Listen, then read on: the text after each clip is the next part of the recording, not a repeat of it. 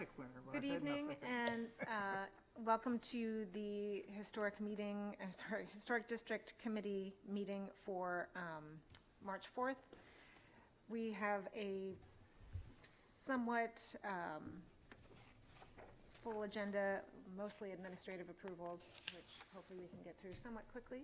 I will introduce our commission here. On my right is Larry Booz, our alternate.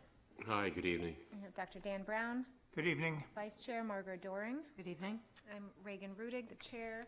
We have Isaac Gilbo from the Planning Department. Good evening. Our City Council Rep, Kate Cook. Good evening. We have Joy Kurth Evening. and David Adams. Good evening.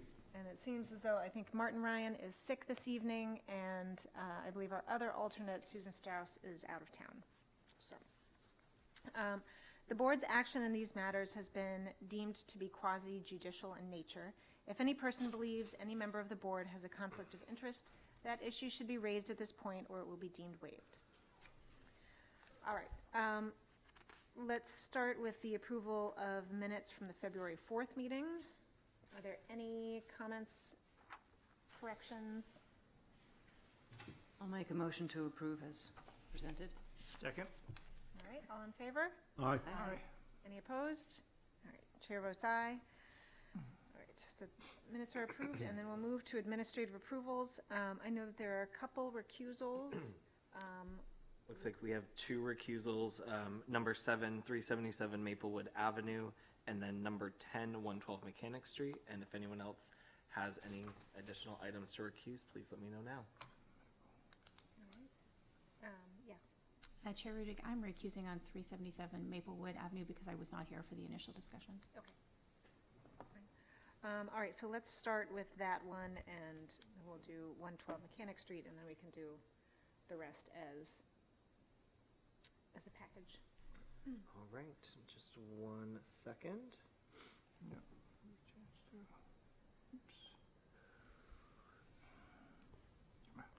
All right, so 377 Maplewood Avenue was a project that came before the commission last year. It was a renovation of the existing single-family home, and then the renovation of a secondary structure into an ADU. The applicant, now that they've moved forward with the process, has a couple of items that they would either like to omit from the original approval or change from that original approval. If I believe the applicant is here to speak to those changes and to clarify with the commission if there's any questions that they might have. Let me just get my screen shared. 1 moment. Do we have any other images other than the one door we've been provided? Yes, Okay. we did receive some more info from the applicant, okay. and we have the original approval as well that we can kind of show side by side.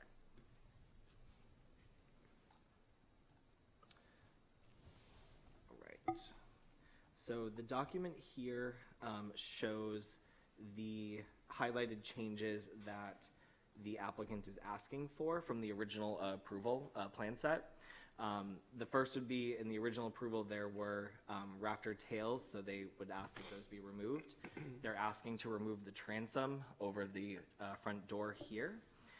The previous front door did not have grills in it, so they're asking that that be changed. It would better match doors on the other home and surrounding. And then on the rear elevation, there are 2 windows that are going to be just changed the height of on the elevation, and then the rear AC unit is to be moved over and around the corner. And then I do have the additional window. This is what they're sort of hoping to go with versus the door that was approved. And then lastly, I have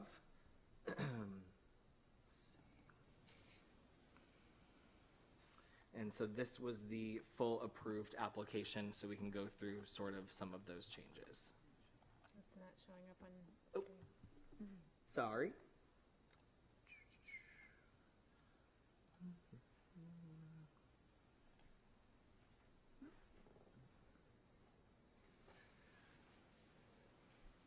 All right. And so here's the original approval. So as you can see, we approved the door without the grille patterns. We had approved the rafter tails, the transom window. So those are the items that, of course, are hoping to be changed and omitted. And then on the rear elevation of the ADU, these two windows have come down in height, and then, as I mentioned, the heat pump would be moved over. And then if I'm not missing anything, if the applicant wants to jump in and clarify if I've missed anything or if I've... Just the fireproof windows.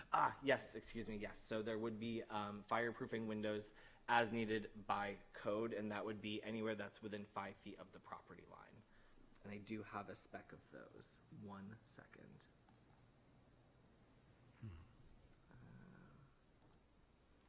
The grill pattern will match the existing. It just was the 1 hour fire rating. All right, and so they would be going, here we go. And so it would be a fiberglass window, all of the same size.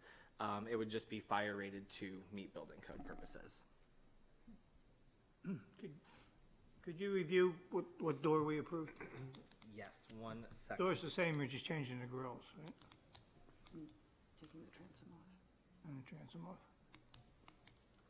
Yes. Looks like it'll be a 6 light rather than just one big light. Sorry, 1 second.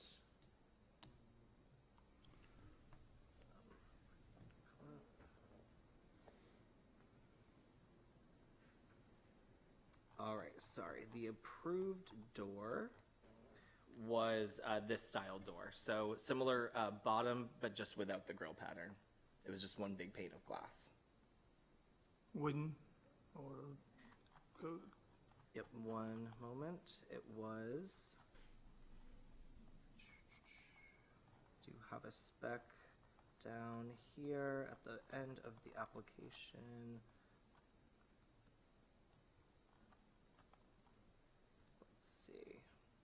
So it looks like that was a wood door. Yes. thank So you. the new one is also a wood door, just with dividers. It doesn't look like it. Yes, we can, that's fine. Okay, that'd be great. Okay. Thank you. Sorry. All right, great. Okay. Any other questions? Was the bulkhead on there as well? It is. To remove to keep the bulkhead on the Oh, plan? yes, sorry. Okay. So in the original approval, missing one of the multiple items there, sorry. So we did have the removal of the original bulkhead, and it looks like now they would just like to keep that there. Okay. So just keep it as is. I'll make a motion to approve with the stipulation that the front door be a wood door. Okay. Can I get a second? Second? Right, any discussion? All in favor? Aye. Aye. Approve. Any, all right, chair votes aye, thank you. All right, that's good. Thank you.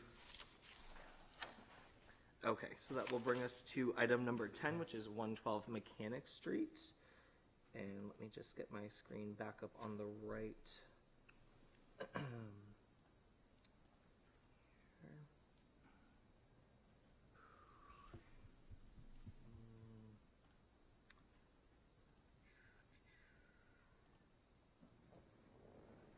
All right.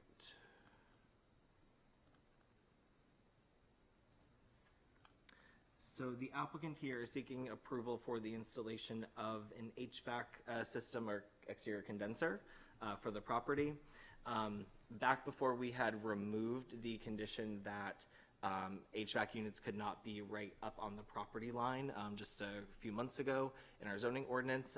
This did actually go through the Board of Adjustment a few years ago and did get approval for the location. Again, that's removed now, so they don't have to go back to the Board of Adjustment. I'm just letting you know that it was approved by them at one point. The lot is very small in size. There's only very little areas for the condenser to actually go. And so they've opted to place it sort of right here on the side, which would be sort of in the driveway area. that would eliminate it going in the front of the property, and then there is no actual space on the rear or the street side. So it's a fairly simple Samsung unit, heat pump. We've seen those quite often before. And I do know that the applicant has indicated that they would be open or amenable to a wood screening. Great. Any questions? Yes? Are there restrictions on the amount of sound that these can generate? To the sound level, I'm not aware if there's a certain distance or sound level. That's not something that we have in our zoning ordinance as far as the planning department goes. It could be in further city ordinances as far as decibel level. I don't have an answer for you on that right this second. Because it looks like it's going to be close to the front of one of its abutters. It would be close, yes. Yep.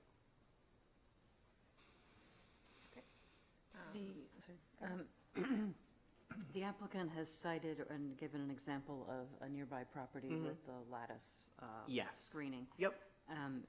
That is, are you aware if that's the exact screening they're planning, or they were just citing it as a similarity? They did say that they would be open to using that same lattice style. Same lattice? Yep. And painting it, I think I read they painted the To same match. colors. Yep. Any other questions? Great, then I'll take a motion. I'll make a motion to approve as presented. Second? Right, any discussion? All in favor? Aye? Aye. Aye. Any opposed? With the one recusal, and chair votes aye. Thank you. All right, so now we have no more recusals. And I should have pointed out, forgive me, Larry, at the very beginning, that you'll be voting since Martin is missing. So you're voting for everything tonight. Got it. Okay, so that will bring us back up to the top of the list. So we will go ahead and go back to item number 1, which is 200 State Street.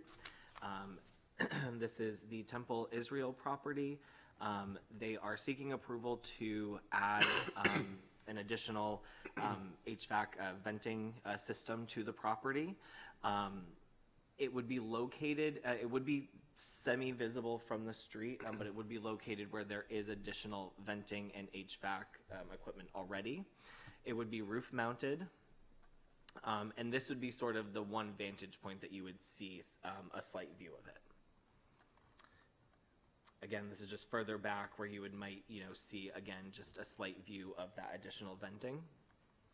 And here is, excuse me, here is a sort of mock-up of what that would look like with dimensions as well. So 64 by 32, it's a supply return unit. Is the material colored? That is a great question. Do I have the applicant here by chance that might be able to answer that? Yes. Good evening. I'm Butch Ritchie, and I represent the temple. Good afternoon, good evening. Yes, we can paint it, Dave, any color that the HTC mandates. We've checked with the manufacturer. There's multiple colors that can be painted, so yes. Thank you. I have a question about this drawing. So is it going to be, does this drawing show that it is going to be penetrating the brick wall? That is correct. Yeah, there's a 64-inch by 32 opening that goes into the temple itself, and from there we're tying into the existing ductwork. Those 3 units you see on the roof, those are going to be removed. Okay. And as Isaac said, you really can't see this at all walking along Court Street until you get to the very end of Court in Washington, and there's a slight area you can see it. Other than that, you can't see it at all. My concern is just being very careful with the historic brick wall. Sure, absolutely, yeah. Sure it's- Yeah, we have Bob Champagne from Summit. He's doing a full engineering analysis for us. Okay. Any other questions? What color does Dave want? would you propose just to match the brick as I close think as a matte possible? finish to match the brick or in that range of color so that it didn't, I'm not really concerned about what color it is, but the brick color makes the most sense. I'm just concerned that we get an unidentified flash at a certain moment, that's all. Okay. Okay. Very good. Yep. Thank you. Thank you. Thanks. All right, item number 2, which is 84 Gate Street.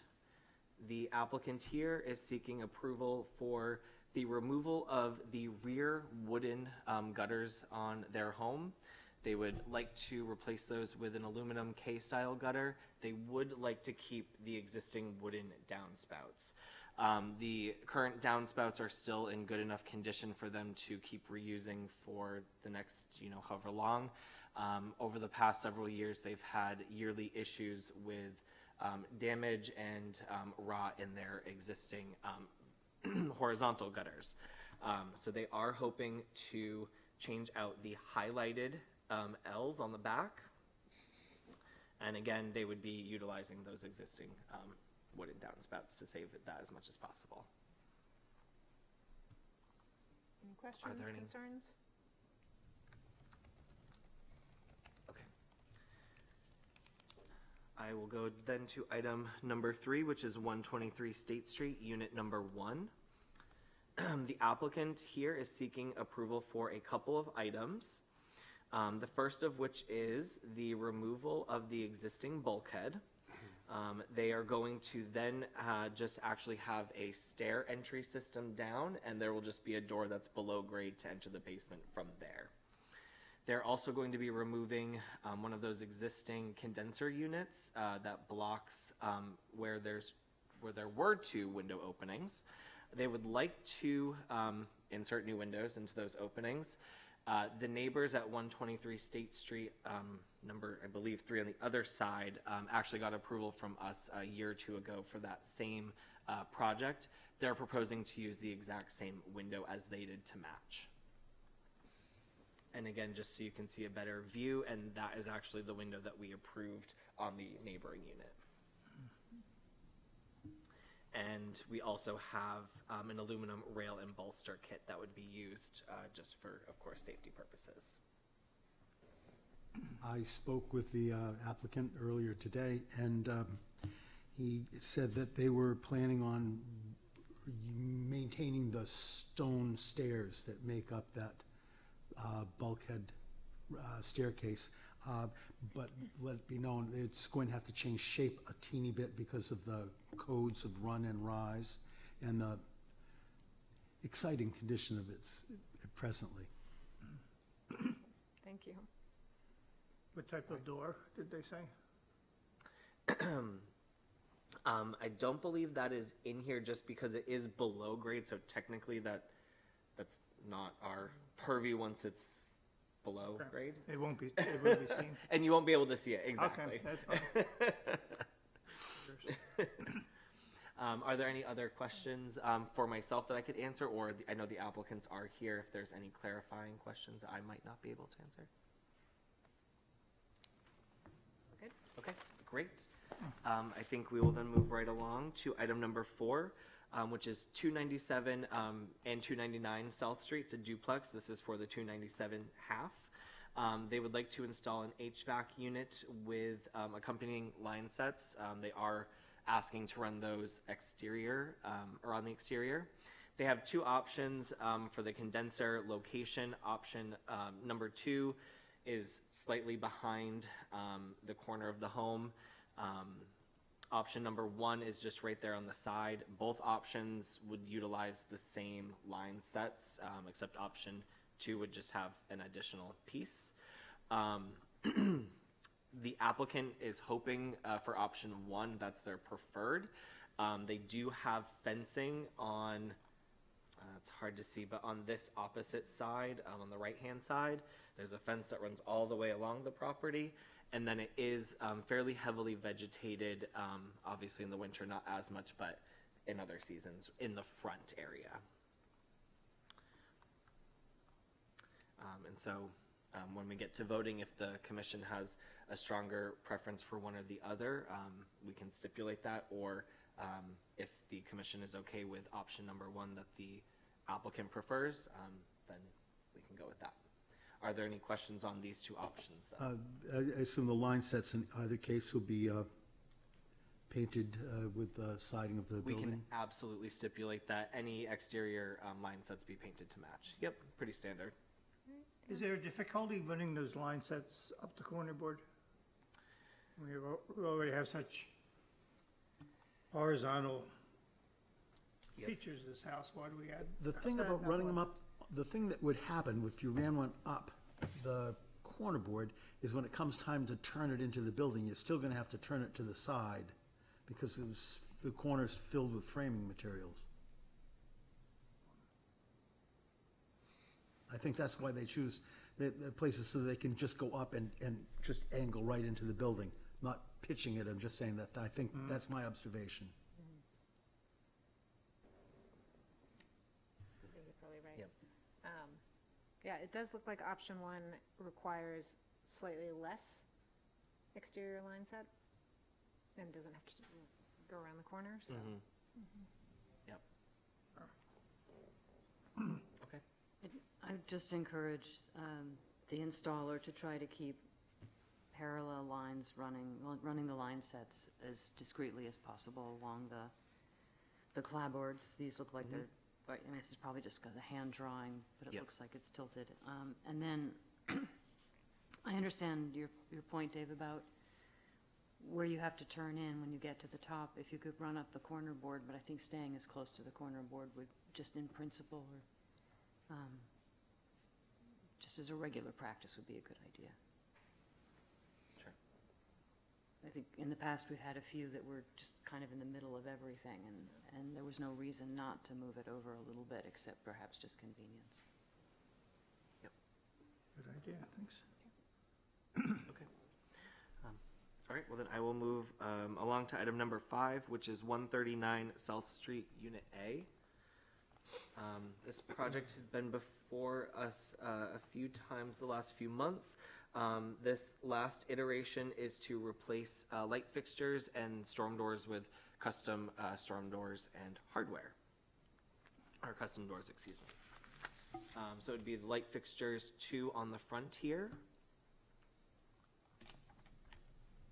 And they would omit 1 decorative light here on the back and then replace the basement storm door with the custom door and hardware.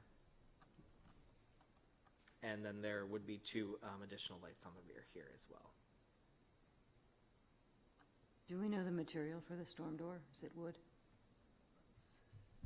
It appears so, but It appears so. Jen, could you nod or if you don't mind, sorry. Jennifer Ramsey on behalf of OJ. Yeah, the doors are wood painted. Thank you. Have specs on the proposed lighting.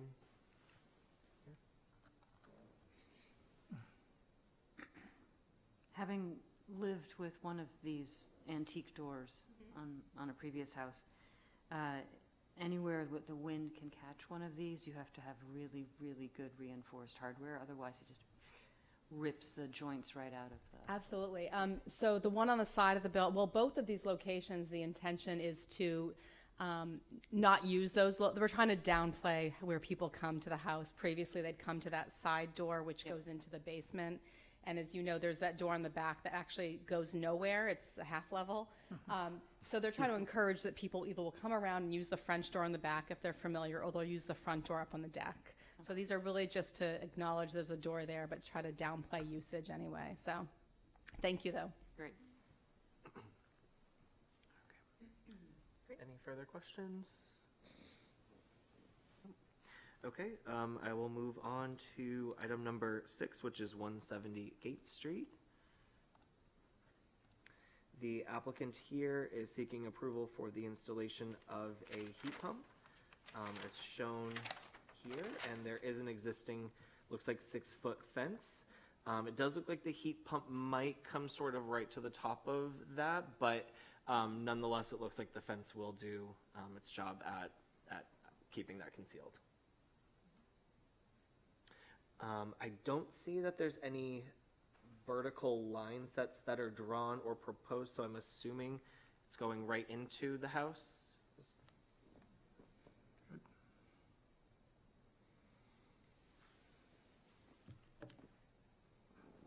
Good evening, Ann Whitney. Yeah, we're able to do it all within the house. It's just going to come out right by the unit. Awesome. Thank you so much. Any other questions on this one? Okay, fantastic. That will bring us to item number 8, which is 2 Russell Street. So of course, this has been before the commission for certificate of approval public hearing. They've come back a few times previously with some amended items. We do have some revised elevations that they are hoping to get approved with us now that they've been able to meet with window manufacturers and also just dealing with some structural issues. They've been able to kind of get to where they need to be with those elevations. I know we have the applicant here. If you want to maybe run through the changes really quickly if possible, or if anyone has any questions based on what we were given. I know there were there was a lot of explanation on the changes, but maybe that was enough to capture sort of what they needed to. Not sure if. No specific questions, but yeah, if you can just give us a brief overview. Yeah, Ryan Plummer, 2 International Group. So I tried to give as many explanations in here out of respect for your time as possible. If I were to summarize, first, we had some glazing shown where the parking garage was. That's now been replaced with louvers to basically avoid looking into a parking garage. It's probably one of the biggest changes. The granite base got increased because we were worried about plows and sidewalk plows hitting the glass.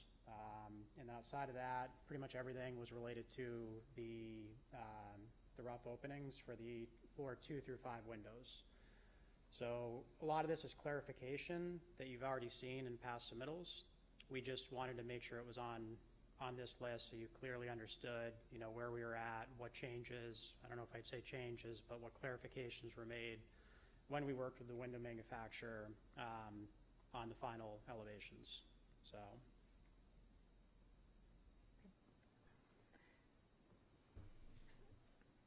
Guess it all looks good. Everybody. Thanks. Fine, thank you. Okay, then we will move on to item number 9, which is 254 South Street. And the applicant is seeking approval for exterior venting.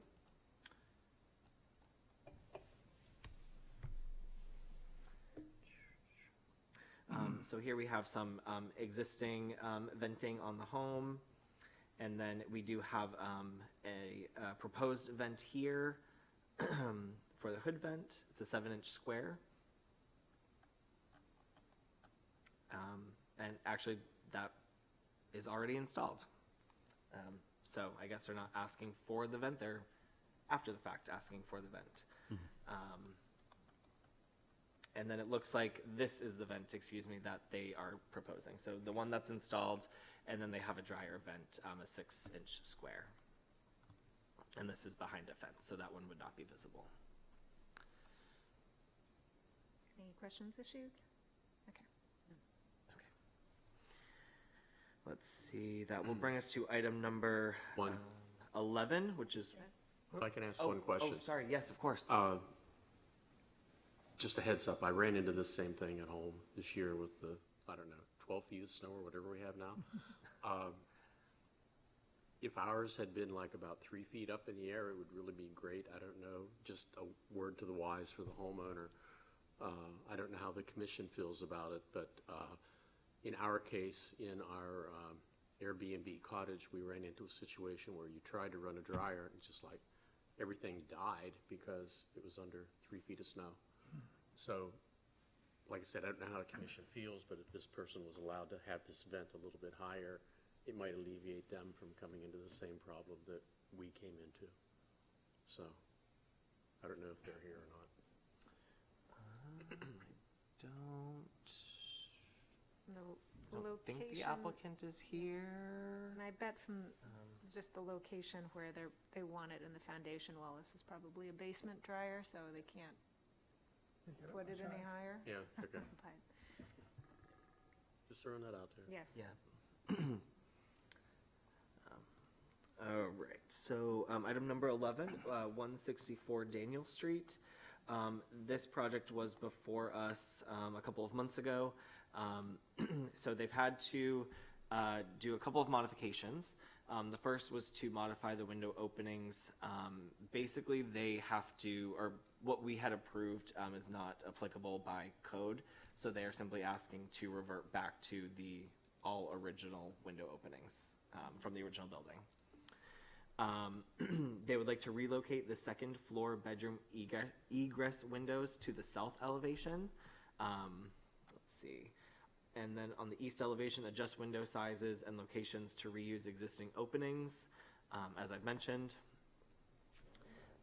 And then there would be one window that would be reduced in size. On the north elevation, again, adjusting windows to reuse existing openings, so on and so forth. So like I said, essentially, just because of code issues, they were not able to get the windows that we had approved originally. And so those are all highlighted here.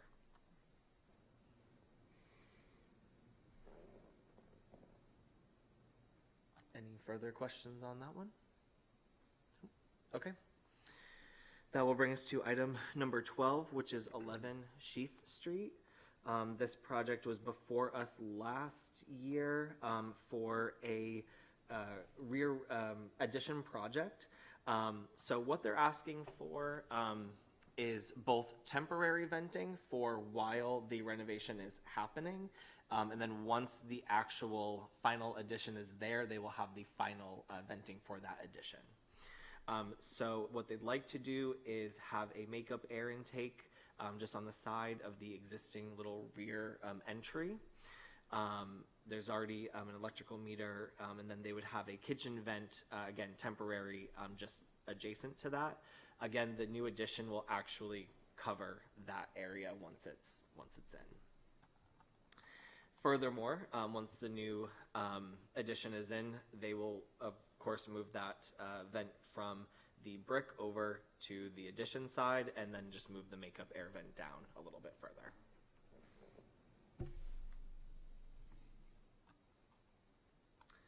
And then additionally, they would need two water water heater vents on the roof. So those would be visible more so than the other side if you're coming down Sheaf. So just to confirm what you said, Isaac, that the temporary temporary vent that goes through the brick will be Yep. subsumed, covered over by the addition. Exactly. Yep. And then they'll relocate that on the addition that will house the new kitchen. Yep. Any further questions on the temporary locations or the new locations? And the new locations will be on the wood addition, so there will not be any other venting proposed for the brick once that's done, just to clarify. Okay, great. Then moving on to 112 Gates Street. This one is hopefully pretty simple. The applicant here is just wanting to replace all of the trim and all of the siding in kind, so they'll be using cedar shakes, wood siding, but it will all be coming off and replaced, as most of it is in pretty bad condition. So just to make sure that it was on file, and if anyone had any questions, the homeowner wanted to have it before us. Any request or indication they're doing anything with the doors or the boarded up window at the top? Nothing with the windows or doors at this point. Okay. They just wanted to do the residing and the trim work. Okay. All right. Well, we had a lot of admin approvals. I will just sort of run through our list minus the recusals one more time and note any stipulations that we may have, and then we can vote on those. First item was item number 1, 200 State Street. It was stipulated that the venting be a matte finish to match the brickwork. Item number 2, 84 Gate Street, no stipulations. Item number 3, 123 State Street, Unit 1, no stipulations. Item 4, 297 South Street, I had that it stipulated that the line sets be painted to match the siding of the house, and that all line sets, vertical and horizontal, be even and straight. Item number 5, 139 South Street, Unit A, no stipulations. Item 6, 170 Gate Street, no stipulations. Item 8, 2 Russell Street, no stipulations. Item 9, 254 South Street, no stipulations. Item 11, 164 Daniel Street, no stipulations. Item 12, 11 Sheaf Street, no stipulations. And lastly, item 13, 112 Gate Street, no stipulations. I'll make a motion to. Sorry, if I missed anything, if anybody wants to. Nope, okay, perfect. And I'll make a motion to approve the administrative approvals as listed by Isaac with the stipulations noted. Second? Any discussion? All in favor? Aye. Any opposed? Chair votes aye. All right, thank you. Thanks for leading us through all of those. Yes. Okay. We do, before we move on to our public hearings, I did want to note that we do have one request to postpone. It's our work session requested by Christopher W. Avery, Revocable Trust, owner for property located at 30 Walden Street. So I'm guessing that will just be postponed to next month's meeting. Okay. Can I get a motion? So moved. And seconded. All right. All in favor? Aye. Any opposed? All right, chair votes aye. So let's start with public hearing number 1. It is petition of Christopher H. Daniel, owner for property located at 50 Wooden Street, wherein permission is requested to allow new construction to an existing structure, construct new rear multi-story addition, as per plans on file in the planning department. Said property is shown on Assessor Map 102 as Lot 66 and lies within the General Residence B and Historic Districts. Okay. So I just realized we don't have our usual tables in the middle here. There seems to be a very big gulf between us. But please introduce yourself. Hi, I'm Scott Simons. I'm an architect for the owner. Very nice to see you again. Nice to see you again. We did have one work session last month, so please present the project and what you all have decided on.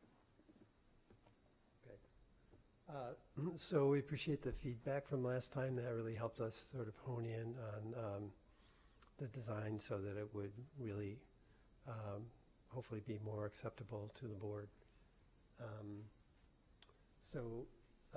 This picture, you saw this last time, that's the front of the house on Wooden Street.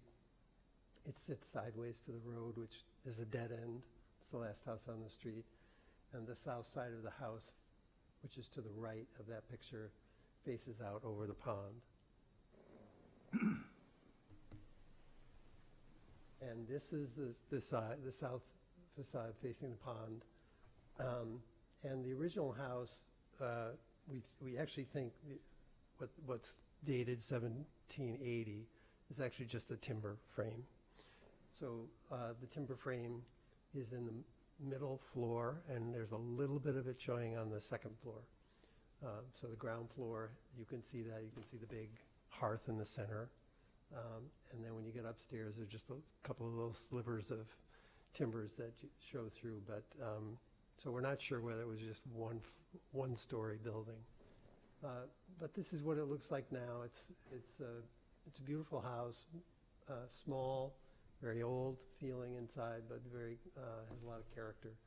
So what we want to do, that being small, they've asked to expand the kitchen area and the bedroom area, which will go right above the one-story addition, which faces south. So, am I doing that?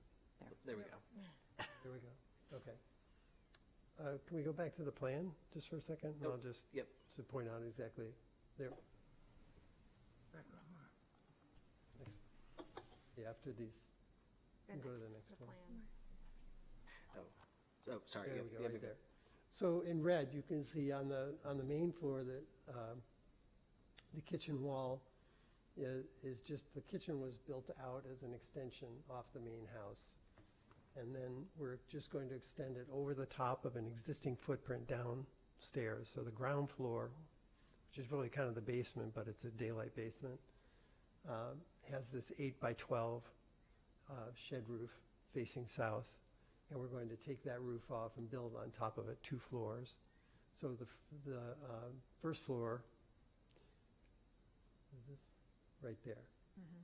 So that's the addition, just enlarging the kitchen, and there's a nice view out over the pond that's faces south. It'll be very nice. And there's a 4-foot porch off of that, which is now braced, thanks to David's comment. I put some diagonal braces in there. We were going to cantilever that out and has some diagonal braces, but it doesn't touch the ground.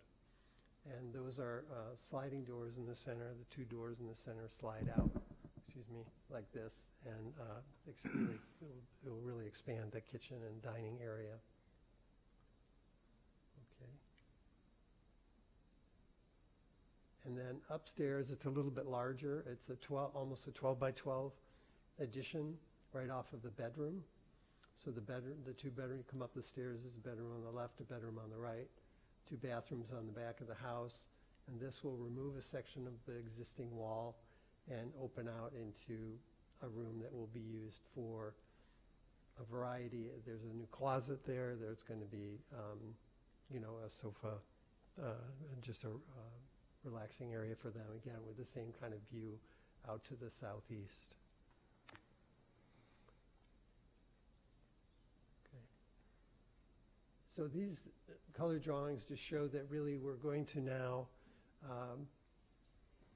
just carry the green clapboard siding all the way around, and the wood trim will be all painted green. So we'll have a very much the look and feel of the existing building. So the clapboards will be identical space, 3-inch exposure. The windows are Marvin Ultimate windows, aluminum clad wood windows, which is what is in the existing house, and that's a dark bronze color. So we'll match the color of the windows, and on the interior they'll be the same as well. And then down below, those are Marvin Ultimate sliders that will have exactly the same, they're wood doors with aluminum cladding.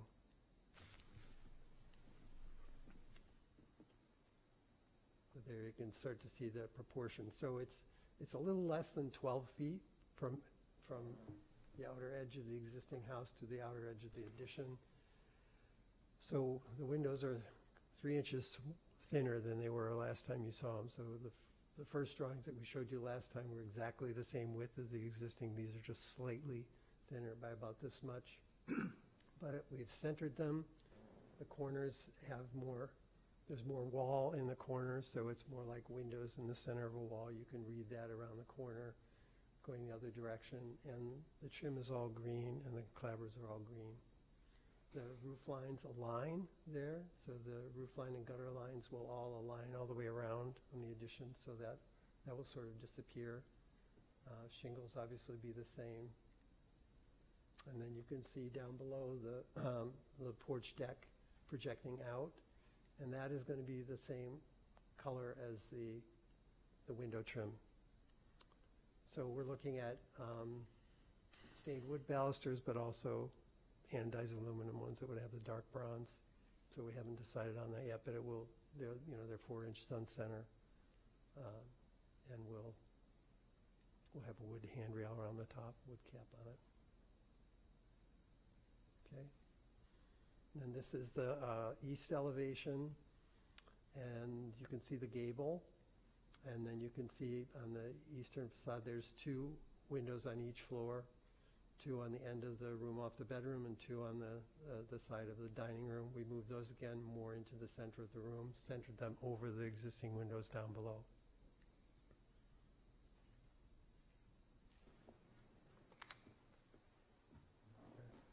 These windows, especially on the second floor, have to be egress windows, so they're actually they're casement windows, not double hungs. But they're the same proportion, just they won't have the wide bar across the center.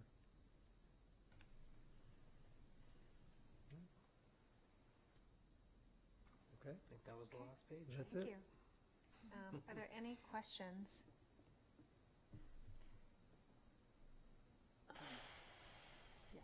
Yeah, I have one on the, I think this is the east elevation, the one we're looking at right now. The trim that goes around these 4 windows and goes all the way up both sides into both stories. It's a little unusual to me to see that trim that way. Could you tell me about that? It's just something that I've done over the years, just it's not really a signature because it disappears with the color, but it's just a way of, it's a compositional tool. The corner boards are the same. You can see on both sides the corner boards. And actually, we're leaving the existing corner board where the new addition is coming in. We're going to leave that because that really defines that composition.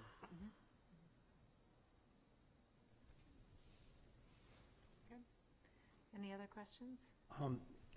To that end, this vertical linkage between the banks of windows, is that so you're going to put like 1 foot long clapboards and then have another trim board and then clapboards beside it? That's it. It's not just decorative, it's actually interrupting the flow of the clapboard? Right. There you've drawn the windows as 2/2s, Yep. 4 light windows, but then you have a thing that says that somewhere it suggested that the windows were going to match the existing. Is that, which of those is true? Well, that references to the finish. To the existing. Aluminum clad windows to match existing, and that's just a finish. Okay, thank you. Next is,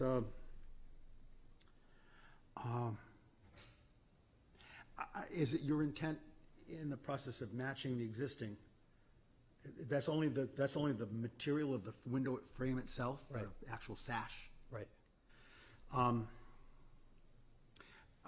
When you put these windows in, you're going to put there's some sort of apron that's existing on the windows and the rest of the building? You mean the sill level? It's something that sets below the sill. I assume it's to make up Yeah. that the windows once were larger. Yeah. Are you going to be doing that? Yeah, there's a trim. But underneath the windows sills on the rest of the building, Are we going to do that? you have like a 4-inch board underneath? There is on the existing, and we have one underneath the existing. Yes. And the new ones too. And the new ones also. It's not, I see, it's not the same size as the one. You've got it drawn as like a piece of Right, it's like 2.5, 3 3 inch. instead of 4. Okay, all right, thank you. Welcome. Any other questions? All right. I have no questions. I'll move it to open it up to the public. Is there anyone from the public wishing to speak to, for, or against this project? All right. Seeing no one rise here. Anyone online? All right, great. We'll close the public hearing and wait for a motion and have discussion.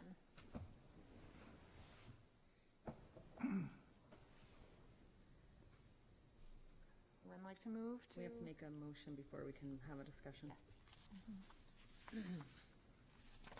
I'm going to be a little bold and make a motion not to approve this. For me, it doesn't maintain the historic district character. I think the window groupings are modern and don't really align to the other buildings. So before you go into that, Just keep it at that motion. we can do that. Okay. It's a little bit trickier procedurally to not approve, Okay. to say you don't want to approve it. I think it will be clearer and a cleaner procedure to have somebody make the motion to approve and then we would vote against that. You would vote against that, if that makes Madam sense. Chairman, for the purposes of discussion, I'd like to move that we approve this application. Okay, thank you. Well, we have to get, so would you? I'm okay with that. You'll Yep. pull your Sure. motion. Is there a second? Second. Okay, thank you. All right. Discussion. So can I ask a procedural question, Jim? Sure. Could you straw poll the vote? We Because can. if it's gonna, If if you're not gonna approve it, if it would looks we like table it? we won't approve it, then yes, we can table it. So Okay. we'll get All right, to that point. So let's have a discussion first. We do have a motion to approve.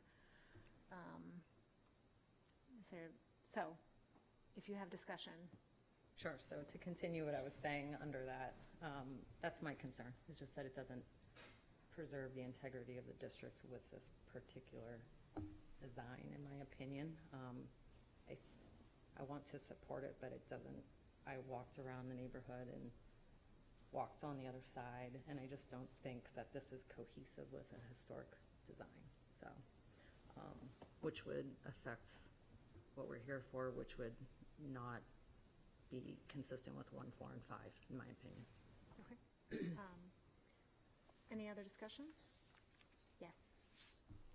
If I recall this properly from last month, the window arrangement was totally different, and one of the things we had asked both the owner and the architect for was to create some symmetry. And when I look at this, I feel like indeed he did create symmetry.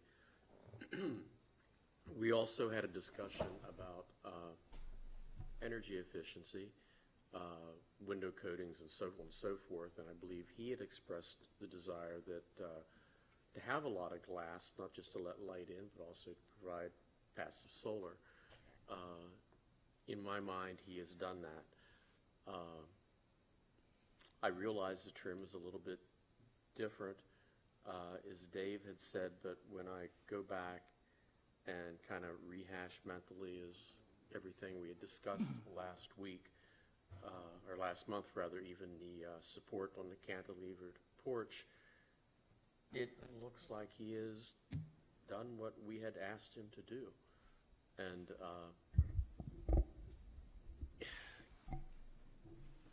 my thing is, there's not two standards, one for the homeowner and one for the big developer. We've had some pretty futuristic developer designs lately, and although the backside of what he's added looks a little more modern than the rest of it, it seems like it fits in, like he's done everything we've asked him to do. And my opinion only, but I really like what he's done. I feel both the owner and his architect have bent over backwards to accomplish what we had requested of him a month ago. And with that in mind, I wholeheartedly support it. Thank you. Any other discussion? Yes. I think also that this is an addition. I think he's preserved, even though we're not sure how old the house is or what part, he's preserved the historical look of this house, even if it's not historic. And he's maintained that nicely. And to add an addition that's smaller and subservient to the house, I think I can certainly see them taking a little more, having a little more freedom to do some newer things. So I can support it too. Anyone else? I think this keeps in line with the idea of making sure that an addition, a modern addition, reads to a certain extent more modern than the original. And I see that in the windows being slightly different, the trim not being as heavy as the original structure.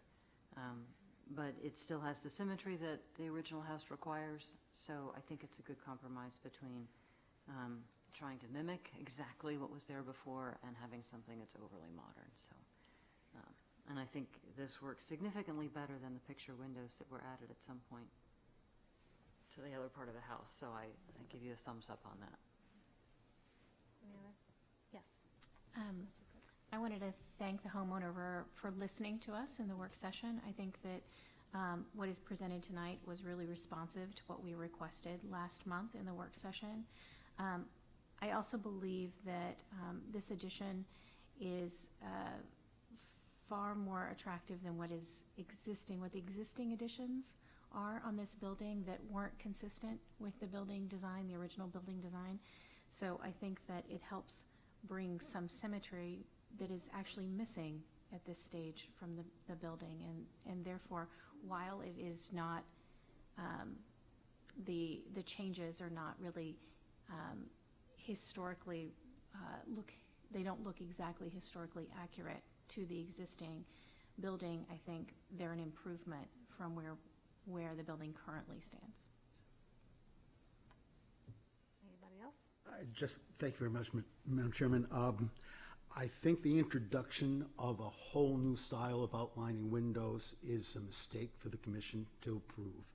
I don't see any precedent for this kind of activity of outlining and connecting windows together vertically anywhere in our district. It's a very modern technique used, and I don't know why, when people need to change siding materials, I guess. I'm kind of offended by the introduction of two new different kinds of windows on one house. The rest of the windows, for better or worse, are divided in an older fashion than the windows that they're proposing to put in. And I don't see that making any sense to me. The sliding doors to the porch or to this balcony don't match the other sliding doors that are 5 feet away from them. I don't see what the point of review is if we're going to have this kind of disparity. Also, on the rear view of the building, not with the river, the pond view, but the rear view, there's a complete loss of symmetry on the gable end of this newly constructed gable structure. And I don't see the point of that as fitting into our very rigidly symmetrical historic district. And to those reasons, I just can't see supporting this. All right. Well, I will throw in my opinion here to say that while I agree with a lot of the discussion that's gone on just now, I do feel like this is in my mind, I do think this is an appropriate addition to this house. Yes, it has some new, more modern detailing, but just as the Vice Chairman said, it really does set this up as a clear, modern addition that uses similar, the clapboards, trim work, all of these things that are still part of the language of the architecture, the historic architecture, but is obviously not trying to pretend to be very old, which is, I think, important. When I look at the south elevation view, this is the east elevation, but when I look at the south, yes, it doesn't all match. It's not all cohesive, but I can see very clearly where the historic house is, where another addition is underneath, and where this new addition is going to go. And that, to me, helps tell the story of this house and its development. So I don't think it's wildly inappropriate. Yes, the back is now not so symmetrical. That's not really a view that is the public is going to see and appreciate. So to me, that can kind of take a back seat. But so I appreciate, again, just echoing everyone here, I appreciate your work in listening to us and making an effort to pull this together and make it much more appropriate than what you had brought us last month. So all that being said, I do need some purpose and intent to approve this. So whoever made the motion or seconded it needs to I wasn't actually prepared to provide purpose and intent for something that I was going to vote against. As a matter of fact, I think I said that in the motion. Okay, then we can ask whoever I'll seconded. withdraw my motion. Would anyone like to move to approve? I'll move to approve. Okay, can I get a second? I'll second Okay. it. Thank you. So, some purpose and intent for the motion to be approved. I think it conserves and enhances the property's values. And I also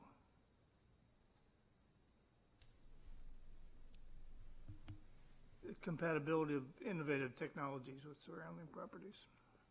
I don't know if that's a good one or not. You can do more than one if you want. That's fine. All right, any other discussion? All right, we will take a vote. All in favor? Aye. All those opposed? Opposed? Chair votes aye. Thank you. You have your approval. Thank you, and I just want to say, this is great discussion. This is exactly the kind of discussion we should be having. Because what we're trying to do is blend and not match. So there's a fine line in there. One person might become more comfortable with more difference or less difference. And so I just love the discussion. Thank you very much. Thank you. It was very helpful. Thanks for all your work. All right. One comment as the homeowner, interiorly. Sure, you have to come up to the microphone, though. This is. Just to say, apropos of the age in the neighborhood, I've just purchased some beams for inside the home that are 150 to 200 years old that will match the inside nearly identically. We searched around for some architectural elements that still have a mortise and tendon, probably from a barn, but these will be two beams going across which will match the inside. So I know you're looking at the outside, but we're trying to do as much as we can to make it look like it's been there for a long time. Great. Thank you. Thank you. All right. Public hearing number 2 is the petition of John Galt LLC, owner for property located at 14 Market Square, wherein permission is requested to allow exterior renovations to an existing structure, renovate storefronts and cornice detail, as per plans on file in the planning department. Said property is shown on Assessor Map 107 as Lot 22 and lies within the Character District 5, Downtown Overlay and Historic Districts. Good evening. Good evening, Tracy Kozak with Arcove Architects here on behalf of the applicants. We are here again. You've seen this project a few times before. The work is underway on the upper 2 floors to convert it from office to residential apartments.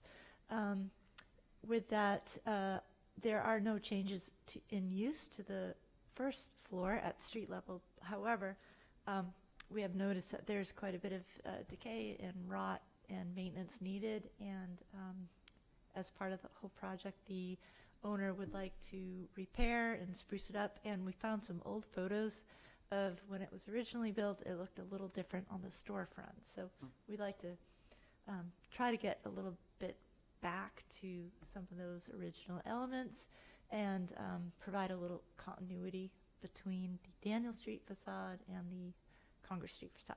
So please interrupt me with any questions as we go along, but I'm happy to walk you through the application. So here's the old photo we found. It's kind of blurry. This was 1886, I believe. And you can see that the storefronts on either side had transom windows over the doors in every bay. It was glass with space behind it. Over the years, those have been filled in with plywood, MDF, painted over. Awnings have been hung. There's an awning in that picture. They come and go over the years as you see different time period photos of this. In this original photo, the frieze bands and the signboard that goes above those transom windows is fairly consistent. It has a consistent crown molding that goes all the way across the building, right to left. It's also interesting, not related to what we're doing here, but between the second floor and third floor windows, not exactly sure what that is. I think it's painted signage because the bricks are still there. They haven't been altered. That's gone now somehow. So that's the old picture that inspired us. Next Do you know page. where that photo came from? That's an Athenaeum photo. They should have, even though they have that scan, they should have the original photo, which you could ask to look at and like use a loop or something and really see the details. That would be interesting to find out what that detail actually was up there. Yeah. Who knows? So just a suggestion. Yeah, it's very pronounced. Okay. So that's how it is today. And you can see on the left where Napolitana signage is, it's a fairly tall sign band with the gold letters. They hung an awning across what used to be the transom windows. Behind that awning is painted plywood. There is a new cornice profile on top of that that doesn't match the profile to the right. The door, I don't think it's the original door, but the door size is the same, and there's still glass transom over the door, so that's great. The storefront from that door to the right is one of those old cast iron Portsmouth storefronts.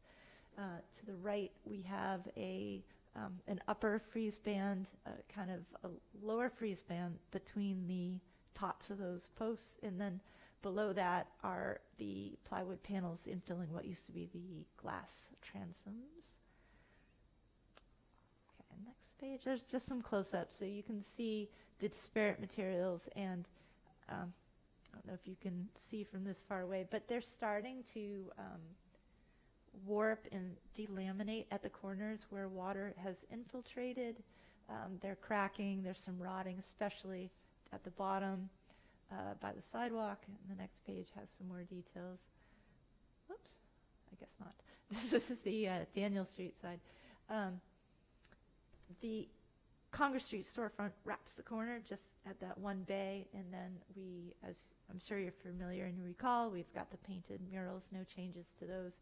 What I do want to call attention to is under those two second-floor bay windows and going over to the right is a granite band that's existing.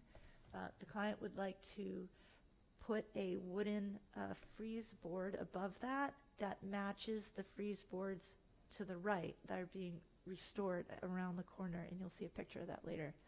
I also want you to notice the chimney on the upper right. That has been restored. The original application requested removing the chimney. We no longer want to remove it. It's been fixed. Okay, next page, please. Those are, okay, so these, up at the cornice, this is the Daniel Street side. You can see the split gutters, and they don't quite meet the downspout. We're just going to tidy that up. The downspout will remain with that copper monitor up top, but we want to have a continuous gutter. And the upper left photo is a close-up of that granite band underneath the two bay windows. There would be a flat piece of wood trim painted to match everything else above that with a crown cap, and you'll see a detail of that in just a moment. Okay, these are the elevations. On the left is the existing previously approved work plan, and to the right is what's proposed.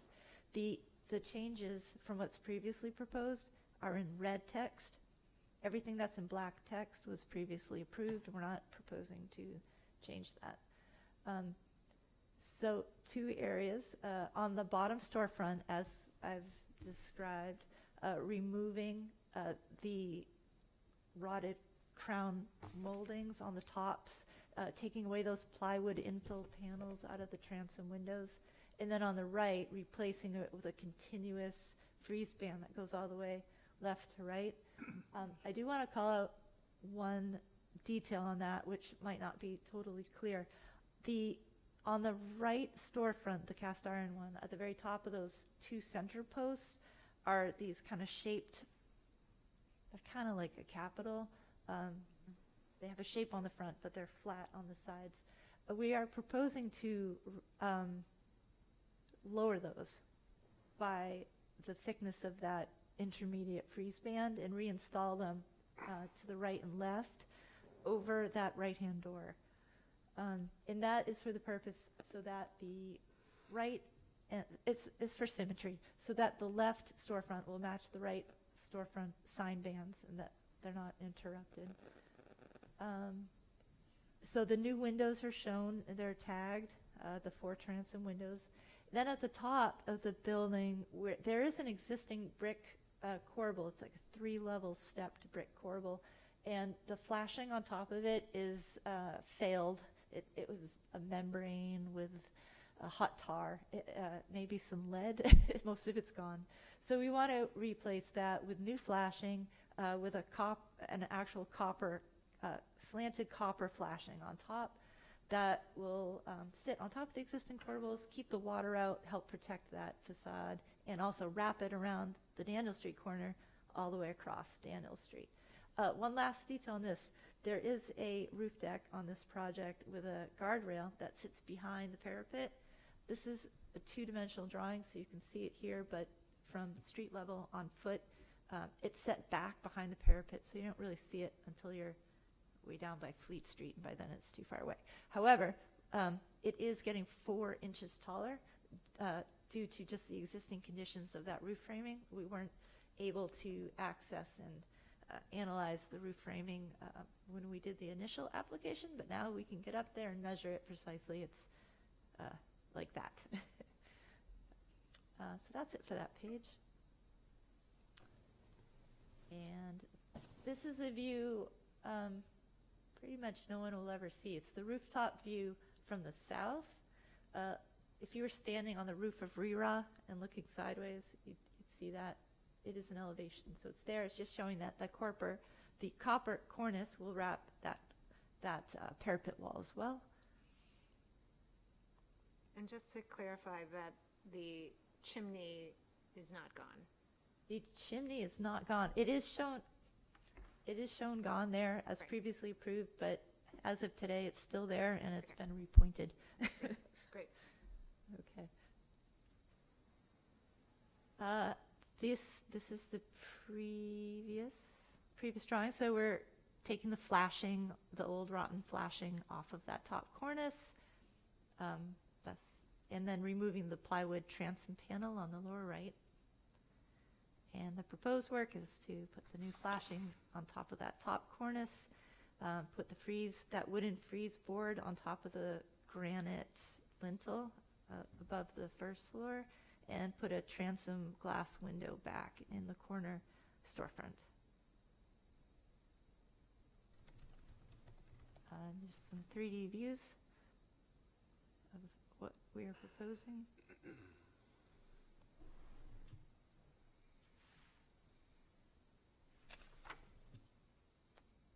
The windows are Pella Reserve aluminum clad,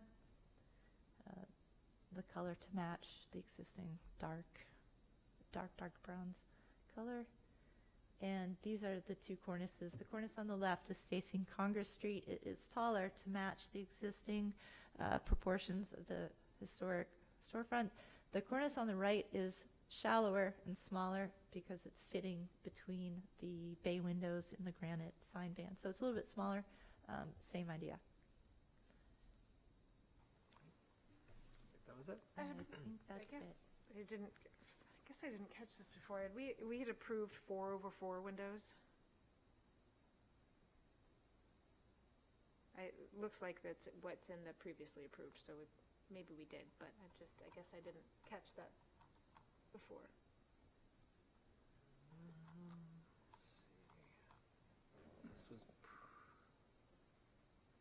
That's existing. So it's there now.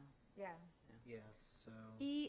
Actually, the windows, we're not replacing the upper windows. They were replaced, I don't know, probably 15, 20 years ago. Okay. Yeah. So, but that's right. They're not original windows. No, I know. They're already double glazed. Right. I just didn't know. So what you have in here is 4/4 rather than 2/2, which is what is existing. Are you talking about the second and third floors? Yeah. We're not proposing any work to the windows on the second and third floor. That's what I thought. I'm just confirming because in the drawings and in the in the. Oh, the 3D is showing a different mullion Yeah, pattern? they're showing 4/4 windows. So I'm just confirming that 4/4 windows are not going in the second and third floors. We're not changing any windows Okay, on the great. second and third Great, floors. thank you. So, Tracy, on the Daniel Street side, the transom you're putting over I don't think that's a storefront window, that door, that's the one that goes upstairs? The door in the middle with the transom over the top? We're not touching that. You're not touching that? No. That's the way it is right now? Yeah. Okay. Not touching that. I like just about everything you've suggested here. I'm puzzling a little bit over the frieze board going on top of the granite. Could you talk a little more about that? That's right now it's a little bit of a hodgepodge with a transformer and different door styles and things that have kind of come and gone over the years. It's there to tie it together so that it appears like one building, and it matches the cornice to the right that wraps around. It gives that storefront business on the lower left just a little bit more presence as an actual commercial storefront instead of the service entrance to the kitchen, so to speak. So is the intention, the intention is to have that be a new storefront, an operable storefront? Well, so there's 3 doors, right? The door to the right is to the kitchen. Yes. The wooden door with the 6-pane window is to the apartments. Right. And there's a storefront to the left, I believe. Right. So no changes to, they all work, all the doors work, and they're not being changed. Okay.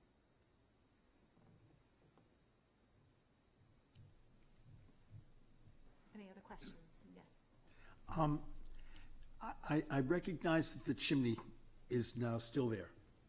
But when we had the chimney conversation, your intent was to continue the parapet wall that building worth of that, not the whole That gap, street, to but fill the gap. Yes, and I believe it's in progress. and when I look at this, not this, well, I'm not sure about this drawing that's up right now. I'm not convinced. Okay, that looks like the proposal from before. There's another view of that wall, I think, north elevation existing, 109, is that, nope, H 2.3, excuse me. Okay, yep. What's going on there? That There's seems like it went from a brick parapet wall to a metal parapet wall. No, that is showing the metal roof that was there before the work started. There was no parapet there at all. That hipped roof came down. Yes. There is an actual photo of what's been done on the the second page, and you can see the parapet that was built. I don't think the brick is on yet. Wait, yeah, this one, that one, there, I believe. They've wrapped it in the waterproofing right now between the chimney and that. Just haven't installed the brick. Correct. Okay, I'm looking at it, and I'm looking at the waterproofing, I'm thinking is more metal roofing. I got it. Yeah. So we will see that brick wall continued. That is So meant to be when you brick. get to that spot where you now have 2 different kinds of gutter, you're actually going to take the old cornice tempered gutter down and just leave the gutter that goes further east on Daniel Street, Correct, because there's no need for the gutter on the right. next to the parapet. Yeah, Gosh, thank you. okay. All right. Any other questions?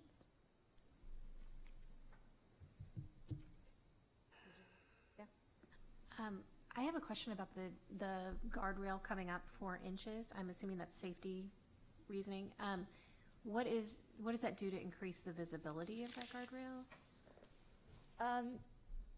You can't see it from Market Square. You have to go down towards Maplewood, is it, to get a view because of the angle. But So it's, that parapet wall is like 2 feet thick.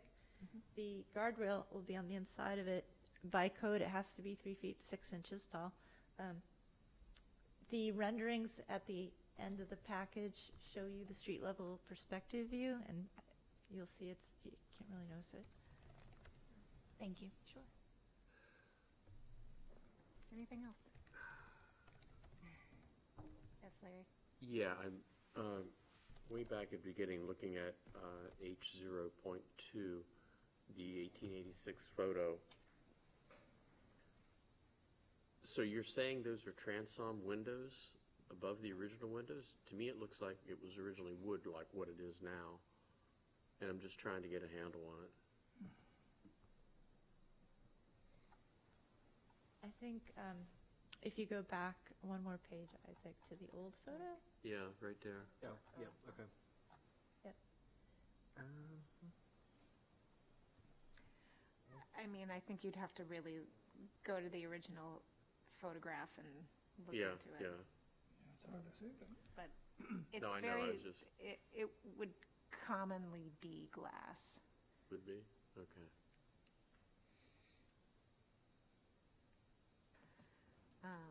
All right. Any other questions? All right. I'm going to open it up to the public. Is there anyone from the public wishing to speak to, for, or against this project? Questions from the public? Seeing no one rise, just making sure there's no one online. All right, I'll close the public hearing and wait for a motion. Madam Chairman, I move that we approve this application. All right. We have a second? I believe that it complements and enhances the architectural and historic character of this building. Any other? I only had one comment. I appreciate the applicant trying to bring this building back to some of its original integrity, which is why I find it a little odd, the adding of the frieze board on the Daniel Street side, where everything has been trying to, reach original state, and then we're putting something on where we're taking off everything that people had put on before. I think it's lovely, the addition itself, but I don't see that it's necessary. That's the only change I would recommend to this, is that we not add. All right. Any other comments or discussion?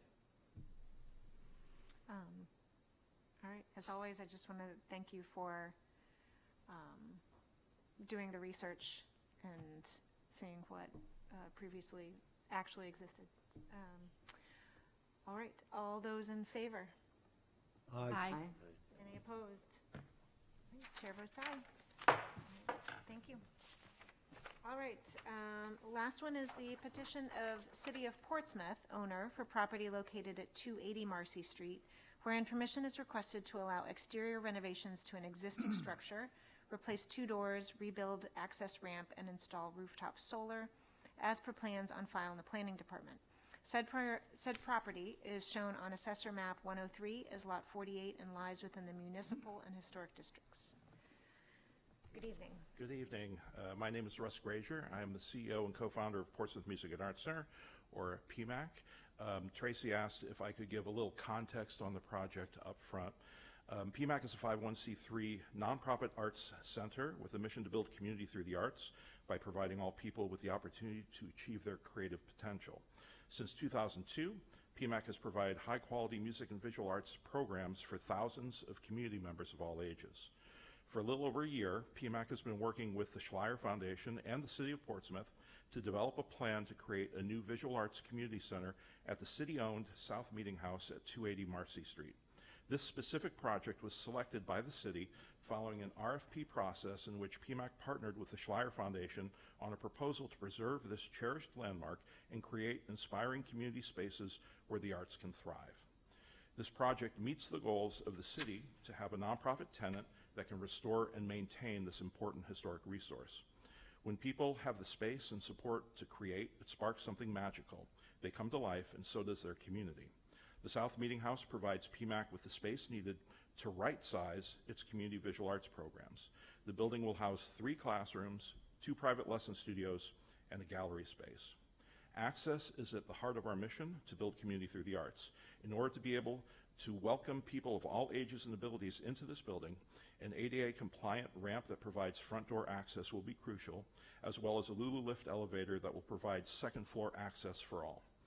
PMAC and the Schleier Foundation are excited to be partnering with Chinburg Properties, Arc of Architects, Tangram 3DS, Altus Engineering, Peterson Engineering, and Terra Firma Landscape Architecture to make this plan a reality. Thank you for giving us an opportunity to share these plans with you. We look forward to opening the doors of this important building to all in the community, including families and children. Thank you. I'll hand it over to Tracy now. Thanks. Thank you, Russ. Thank you, Commissioners, Madam Chair. Tracy Kozak, Architects. Here again, this is a fun one. We had a lot of interesting discussions doing the research on this one, so I'm excited to show you a couple of pages in on this. So yes, this is owned by the city. There is a long-term lease underway to lease this to the Schleier Foundation. PMAC would be a subletter. As I understand, because it's a municipal property, it is not subject to any binding decisions here tonight, but we do want to tell you what we're doing and get your feedback and have a dialogue about this project and make sure we're doing it right. Okay, so next, go to the next page. This is the third meeting house on this hill. The first one was in the 1600s, and then there was one in 1730, and then this one was built in 1863.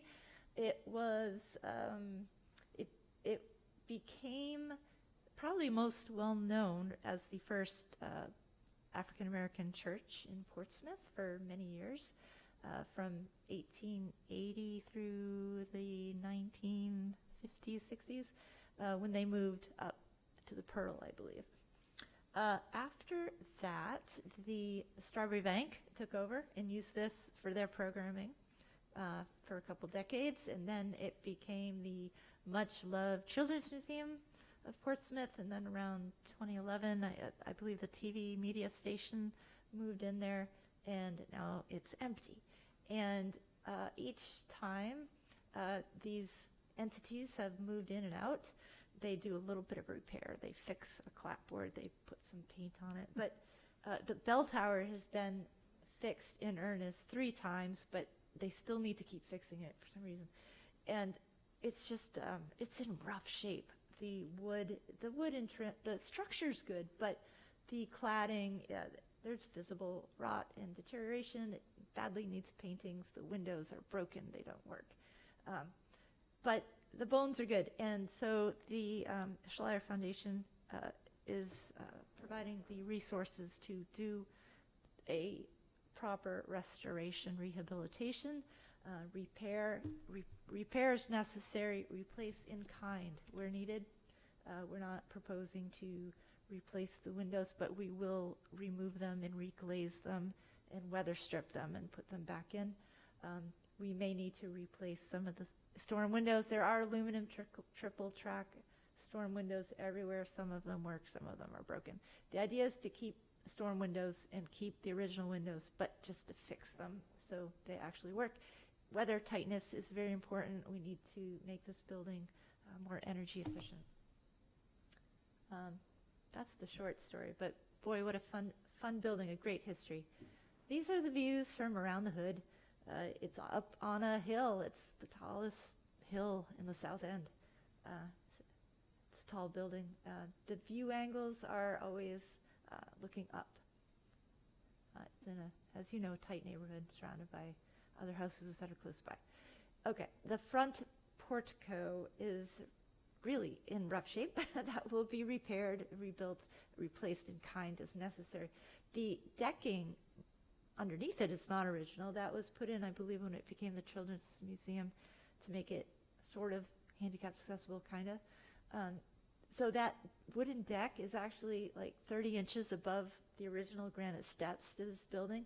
So those ionic columns that come down. They shoot right through the deck, and you can't see the bases of them anymore because they're underneath. We need to keep that. The deck itself is ragged. It's rutted. It has, I don't know if it ever did align with the sidewalk that's in front of it in concrete, but right now there's a 2-inch lip. It's a trip hazard. So we'd like to rebuild the lower landing of that wood deck so it's flat and level with the sidewalk so people don't trip. The wooden picket railings are falling apart. They're not original.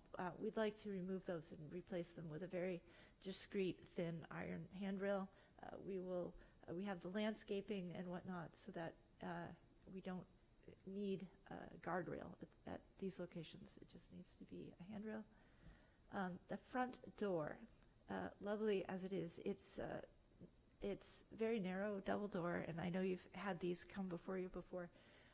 It's important that this entity, as a community art school, be accessible, handicapped accessible.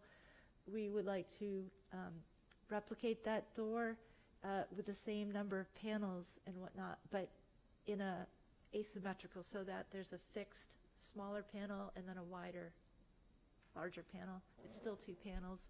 The small panel doesn't move. The wider panel does with a push button so wheelchairs can get through it.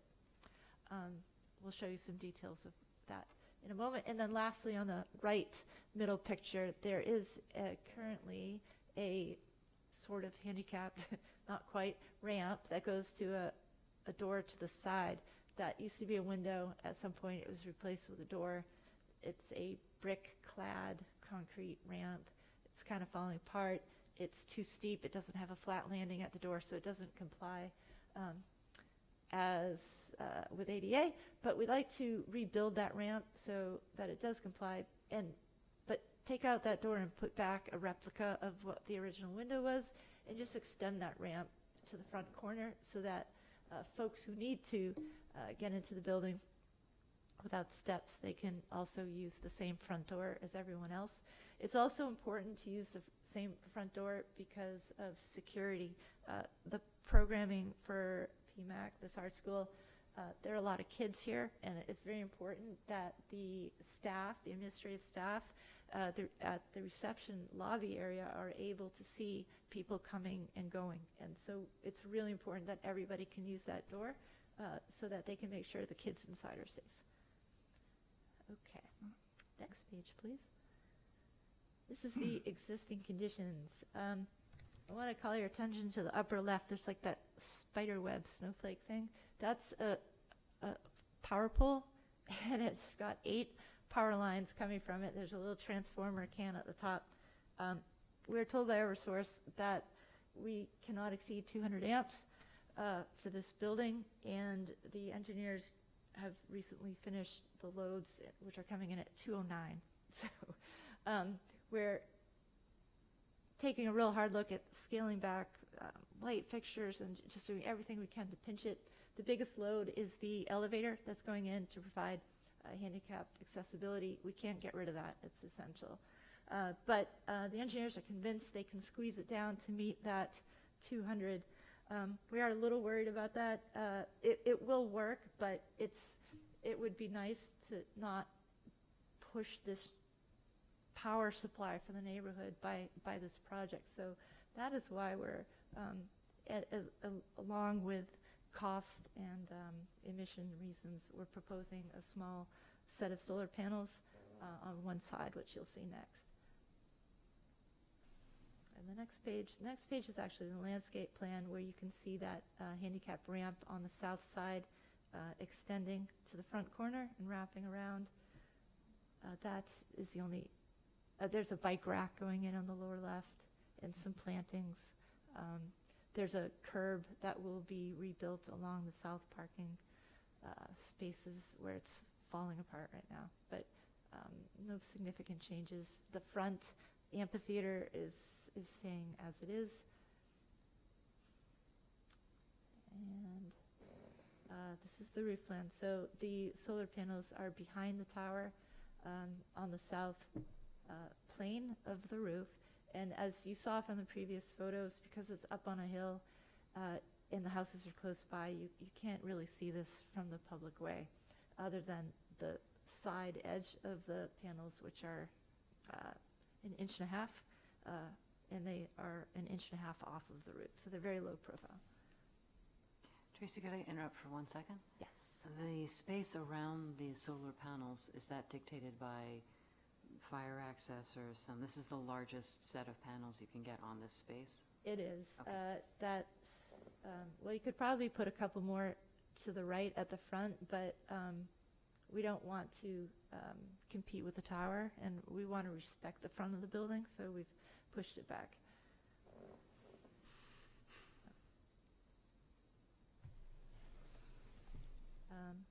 That's just showing the replacement of the door and the ramp on the left.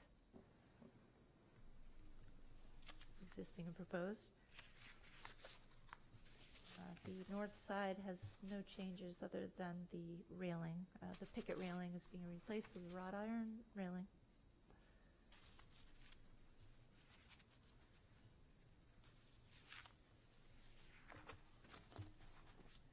And the back of the building, again, the only change is that ramp railing on the right.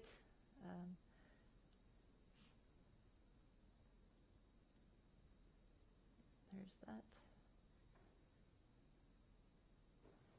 And that is the existing railings that will be replaced with new railings. And then the door I mentioned on the side that's being replaced with a window to match the others. This shows the location of the solar panels on the top left and the new ramp railing on the bottom right. On the top are the renderings showing the solar panels, and on the bottom are the actual photos of what you can see from the surrounding areas. So we don't, if you look closely, you'll probably see the edge of the frame, but it will be painted black, and you're not able to see the tops of the panels anywhere because of its location up on a hill. This is the door. It is a true style wood composite door. It's customizable, so we can match the panel design that's there now. We would like to replace the upper recessed panels with glass for safety. And yeah, you can see, so the left panel is a fixed panel, and the door on the right is the swing part that will open and be wide enough to allow accessibility. When you said replace the upper recess panels, do you mean with wood rather than glass on the? So what's existing now is wood recessed. It's actually kind of a raised panel with a Bolection molding around it, solid wood, the whole thing. What we're proposing is to have glass inserts on the upper 1, 2, 3, 4 recessed panels instead of solid wood. They've actually done this already on the inner set of doors. You said for safety, though. Would you elaborate what you mean? I misunderstood. So when someone opens the door and you're behind it, it doesn't hit you in the face. Oh, okay. And this is a similar situation to what we just approved on the North Church. So if you're looking at the church, the left side door, they did a similar thing. It was two leaf door opening, and they kind of split the difference and cut it so that there could be a wider opening coming in. So if anybody's curious to know what this would look like, it's North Church.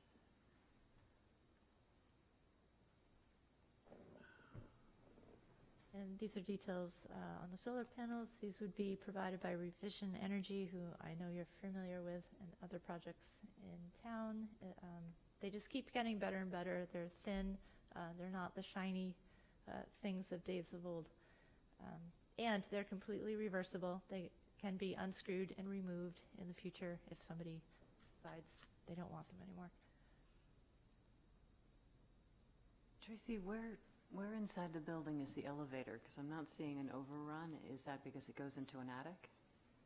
Yes, exactly. It is on the, It's north of the tower, north and behind the tower, so to speak. So if you come in the front door and you go past the double stairwells and through the next set of doors, it will be on the right.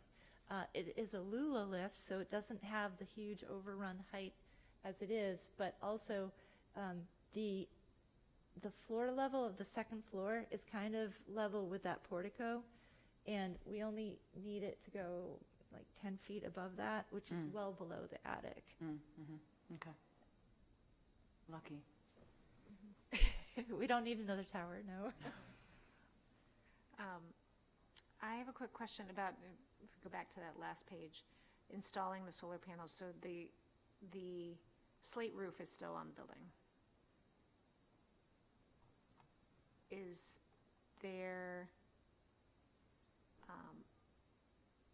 so I'm just concerned about the installation process through slate and just making sure that that is done carefully and in a way that it truly is reversible. Right. The roof will be inspected closely. We'll get some people up there. It's probably in need of some repair, if not complete replacement. But we haven't done that evaluation yet. But it would be properly flashed and sealed and made so that you could, if it were removed, you would pop a roofing shingle in there, slate in there. Okay. Okay, just pointing that out. All right, any questions? Yes. Yeah, Tracy, just to clarify, I think you explained it, and looking at the pictures, I think I got it, but on the right-hand side of the building, south elevation existing, page H2.41. So that current ADA door that's there, what you're saying is that was originally a window, and then the window was popped out to put the door there then? Okay, and then Right. you'll put that back. Yep. That's the next picture. Okay, that was my big question. Thanks. I have a question, actually, just curiosity on that as well. It looks like the door is slightly not aligned to that window, but all the other ones are, the top and the bottom window. We had the building 3D laser cloud scanned, so that's how it came in.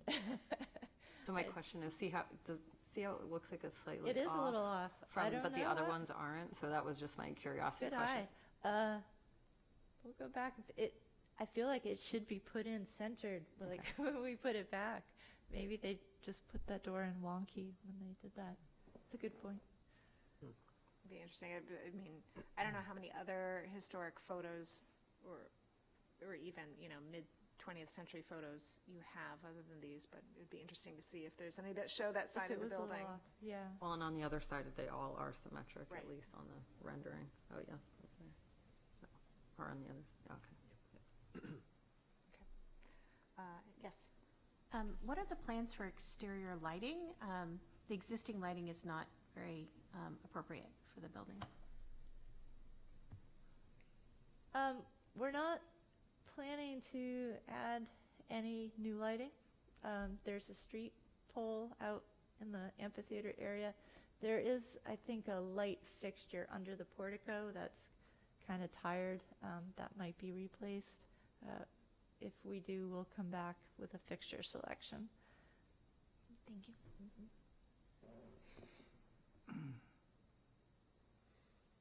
Any other questions?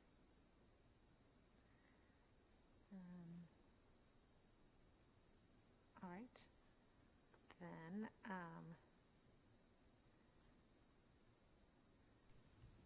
sorry, I'm still looking at these.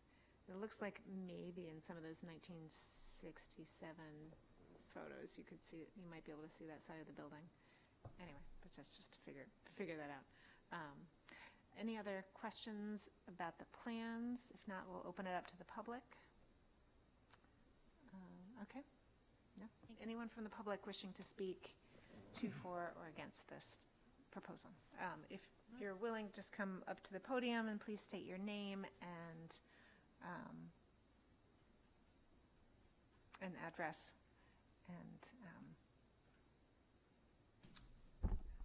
Hi, my name is Judy Hiller, 18 Manning Street. I live directly behind the South Meeting House. I just want to preface this by saying that the neighborhood is happy and thrilled to see the Portsmouth Music and Arts will be making their home at the South Meeting House, and that the building is going to be restored. It's been neglected for many years. The one thing that was unexpected is when I got my abutters notice and saw that it included the installation of solar panels. I just don't generally equate restoration and solar panels. And especially, there was a detailed write-up of the what was planned for the restoration in the Portsmouth Herald in November 2025. And it was, like I said, we're just thrilled to see that it's going to be restored. My opinion, I don't think solar panels belong in the historic district or on historic buildings, especially when only 3% of the land area is occupied in the city.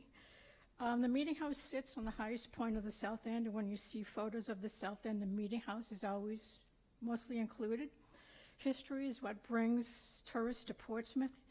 Could you imagine Strawberry Bank or the warehouses at Prescott Park having solar panels? Allowing this installation would just open the door for justification for installation of panels, and would most certainly use the Meeting House as an example. And I don't think not being able to see the panels from all views is not a justification for installation. Another thing is that the building is listed on the Historic Registry.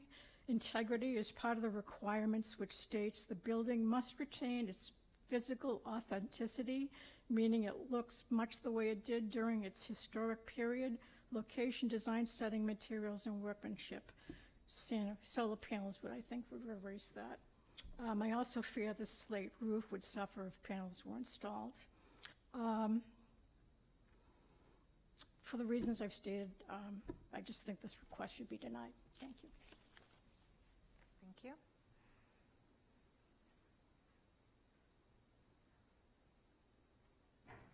I'm Joanna Brode, and I live at 122 Mechanic Street. And I want to applaud what I think are very nice renditions and drawings, and the fact that this little property is going to get transformed again. It'll be wonderful.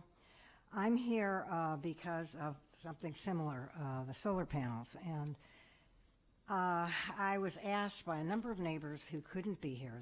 They're traveling, or they're out of state and out of the country, and they had concerns about the solar panels. And I said, well, I'll go tonight, and I'll just address this. But, you know, I drove around, and I was informed by a number of people who know that solar panels are really generally not acceptable in the historic district. But if they're not visible, then there has been some exceptions.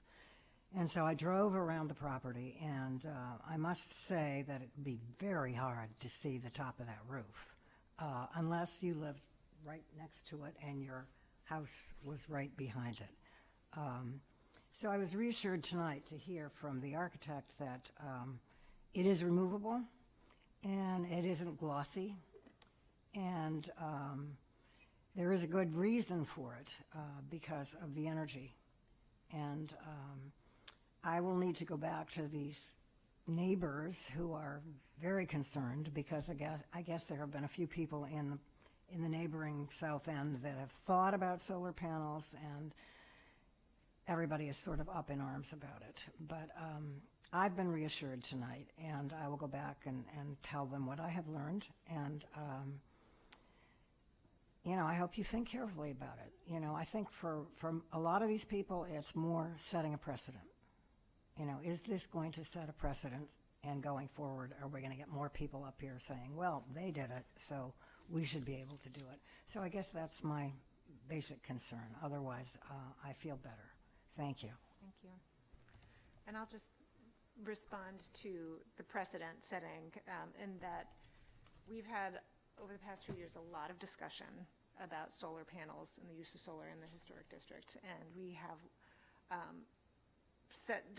set guidelines, and we have said, you know, we have an exemption process where if it is not visible, if it was minimally visible from the public way, and we've worked long and hard on getting that verbiage together, then it would be acceptable. But just to know that it doesn't, just because there are solar panels in some places, it doesn't mean they can go everywhere. We look at every single property and measure its, the merits and visibility and everything for every single property separately. So, yeah.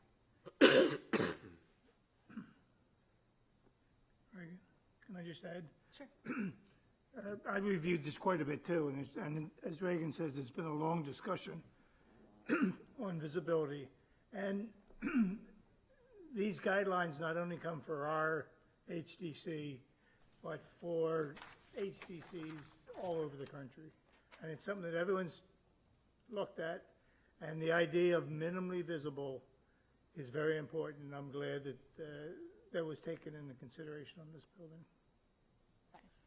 Hi, my name is Sue Polidura, Middle Street, and my next T-shirt is going to have this writing in the front, but see it. We only have about 2% historic properties in Portsmouth, and it is your task to preserve them.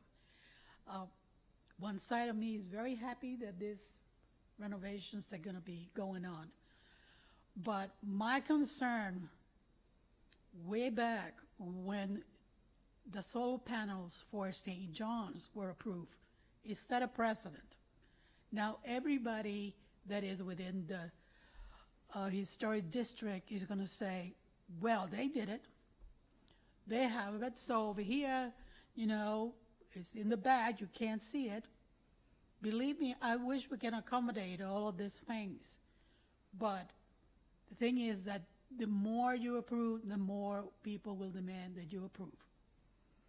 And I wish there was another alternative that could give what this organization needs and wants, which is some energy, better energy expenses for their building, and also have that property look like it should, being within the historic district. I mean, I don't envy your decision. But at this point, I know that what's going to happen is, well, this one approved it and that one approved it, why can't I have some? And sooner or later, within that 2% historic district, you're going to see this more and more and more. And does it fit or does it not? I don't think it fits. But again, like I said, I wish there was a better alternative at this point. There isn't one that I know of. I don't know very many things about construction and solar panels and what is available for technology out there. But I do know that if we keep adding all of these panels because you can't see them from the road, or it's so high that you can't see them, somebody's going to see them. Somebody's going to know, oh, there are loud panels over here. Well, why not on that other location, in that other building? So I was concerned about that when we allowed St. John's to do their solar panels, and you can't see them from Daniel Street. I mean, I stood there and I could see them. So whatever the committee decides, you got to remember you are the ones that are called to preserve. So just wanted to share my thoughts with you. So thank you very much. Thank you.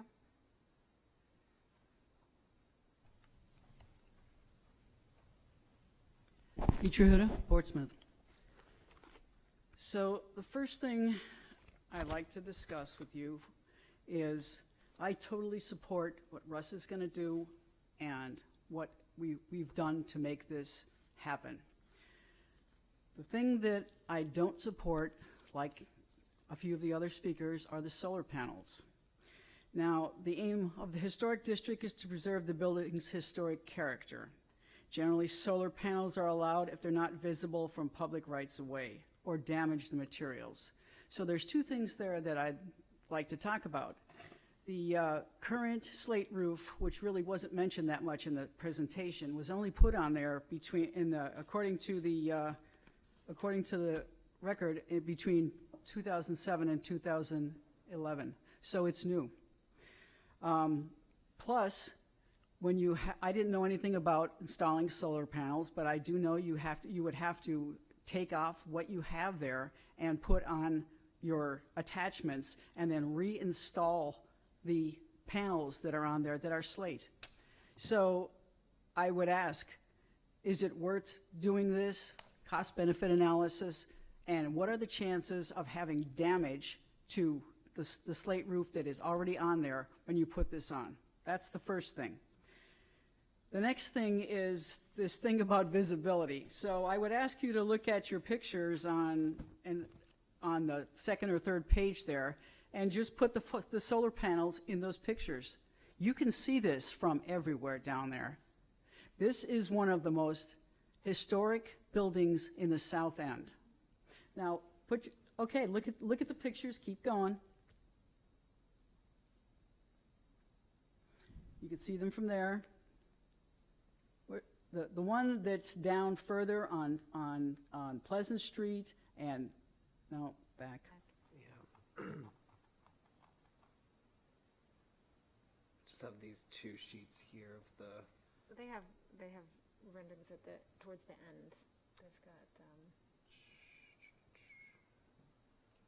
So the point is they are visible, and the request is that you approve everything on here, because I think all of the other construction materials and everything are great, but the solar panels on this building do not belong there. This is a treasure. This will distort the historical integrity of this building, and it is visible. Look at the bottom one, the top one. You could definitely see it from Pleasant Street. All of the views, from my opinion, you can see it. So everything else looks great to me, and I'm very interested in getting this done. Something else that was mentioned in the beginning of this, that this still belongs to the city of Portsmouth. When something belongs to the city of Portsmouth, it belongs to me and you and everybody else. And as far as degrading the historic character of this building, this very, very much upsets me as a taxpayer that we're not keeping our historic character here. And this will set a precedent. Thank you. Thank you.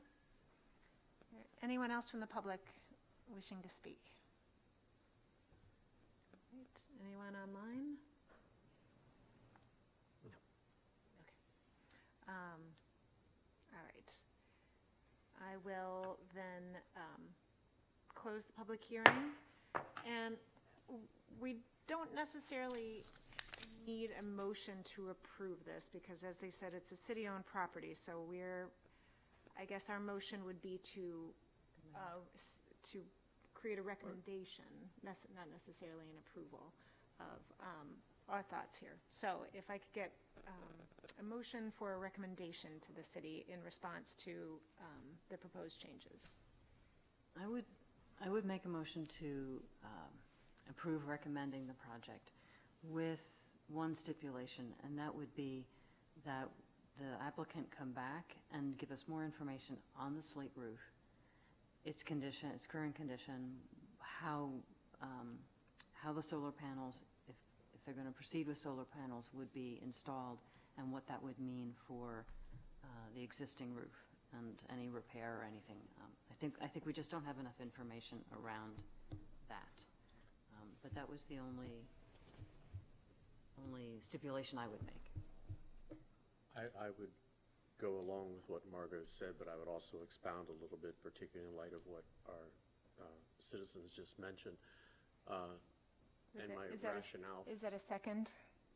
Not quite. Okay. I was going to add to it Okay. with Margot's consent. Because St. John's did not put the solar panels on St. John's, they put it on the annex. And our citizens are correct, this is a different situation.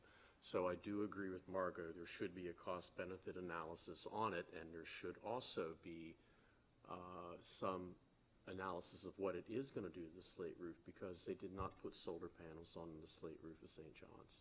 They put it on the asphalt shingles of the annex. So I think we do have a totally different animal here. I totally agree with what Margot has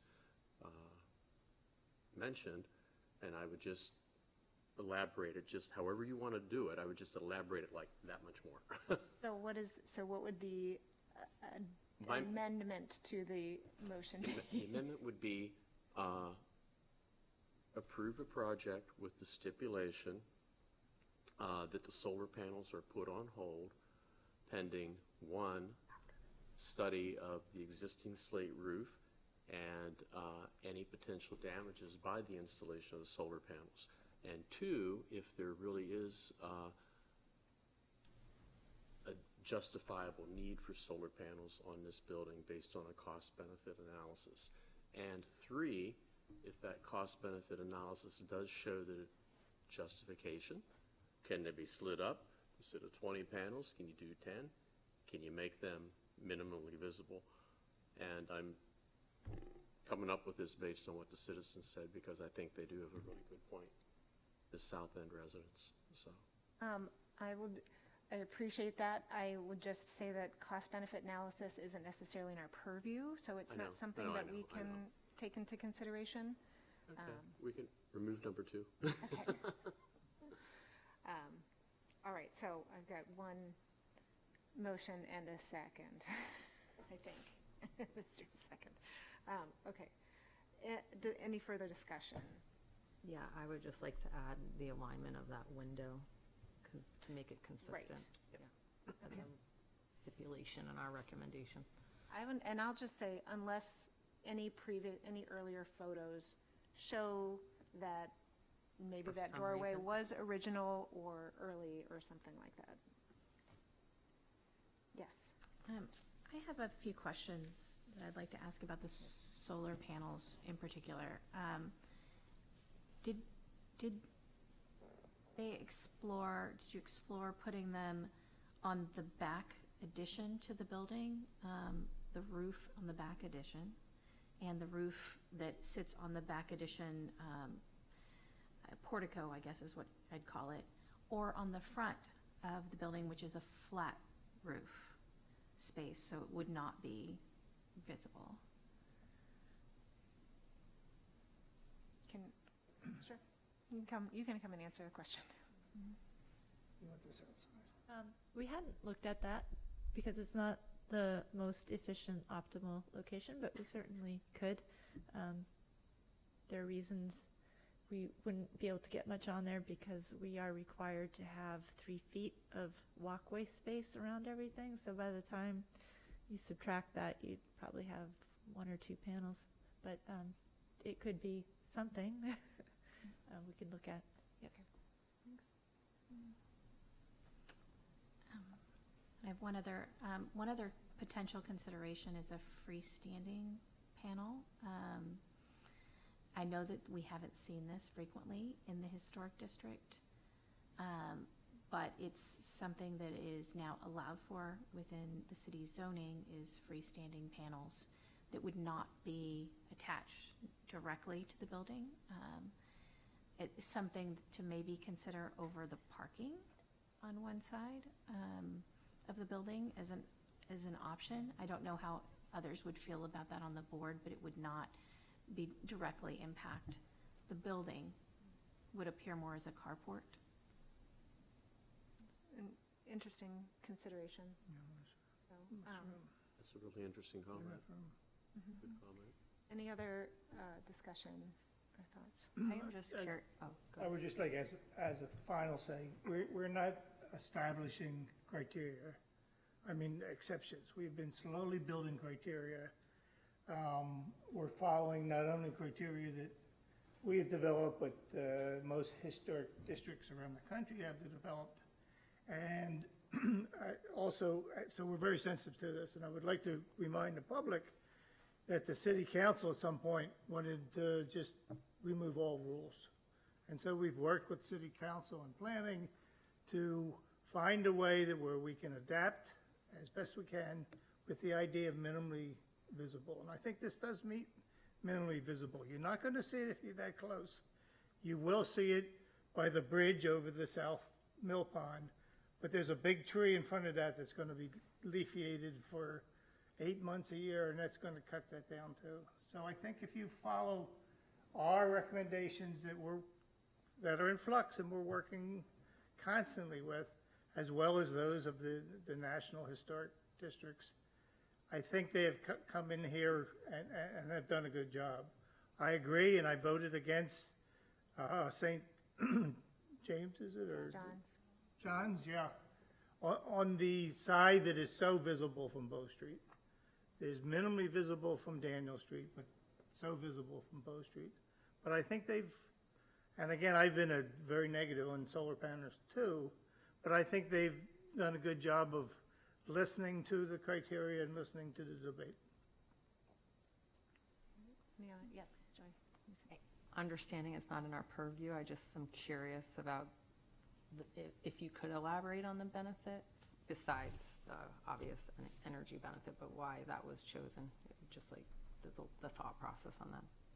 I'm curious.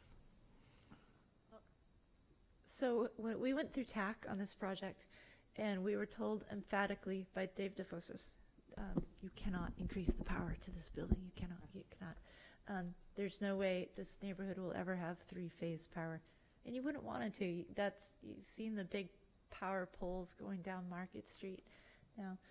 So we're very limited on power on this site, and we're changing the use to a school. It's bringing it up to code.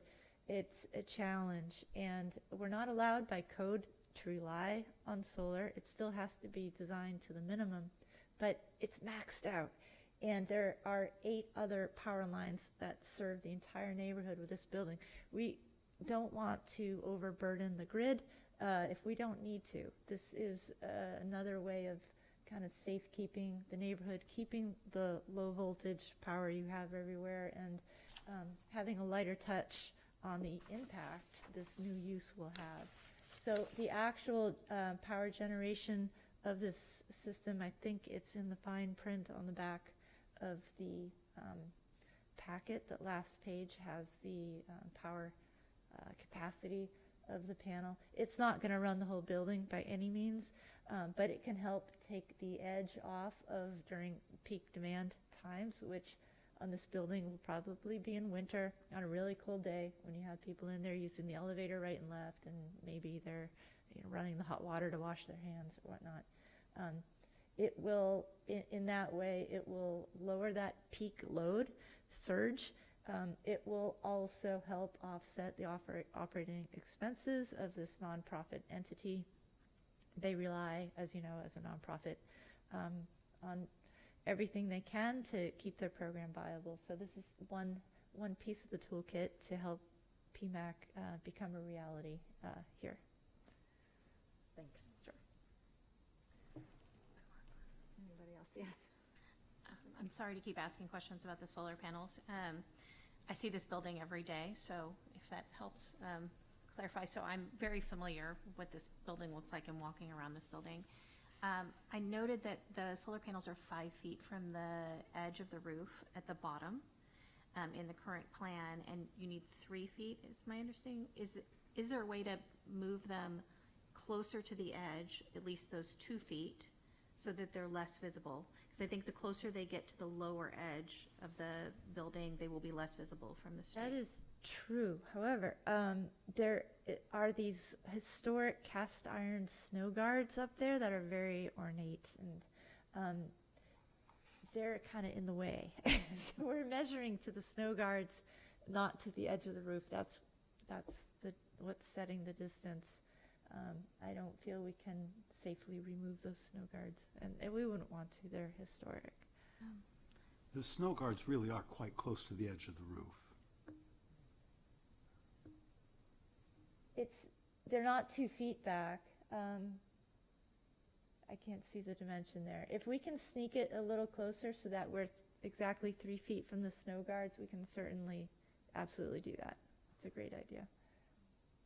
And this is going to sound like another strange question. Because you've got double panels, essentially 2 deep, it makes them more visible. It's a bigger block of panels. I know that the north side of the building is not an ideal place to have solar panels, but could you have the same single panel on one side and a single panel repeat on the other side, so that as a whole they're closer to the edge? And maybe that means you add one more panel on each side, but that would also offset from the tower in the front of the building. It would remove kind of that conflict, I think, too. It would be far enough away. We can certainly look at that.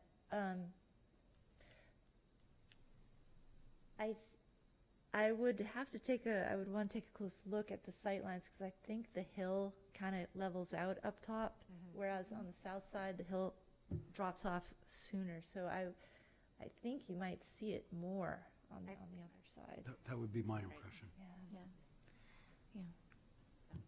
Just trying to find a way. Just trying to find a way to make this work. We'll try to scooch it down and down from the ridge and away from the front as much as possible. All right. All right, thank you.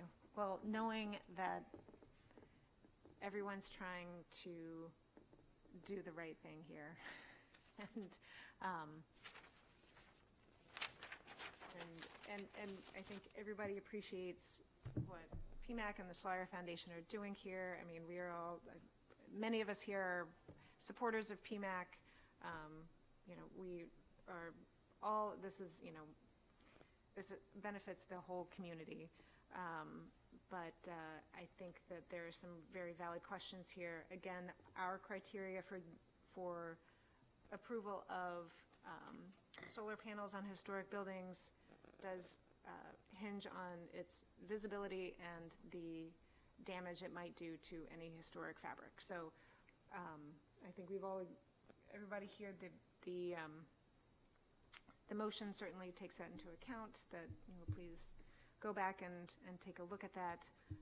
But otherwise, I think everybody's going to appreciate all of the work that you're doing, both on the interior as well as the exterior of this building. So any other comments or discussion before we take a vote? Yes. One, and this might help the architect.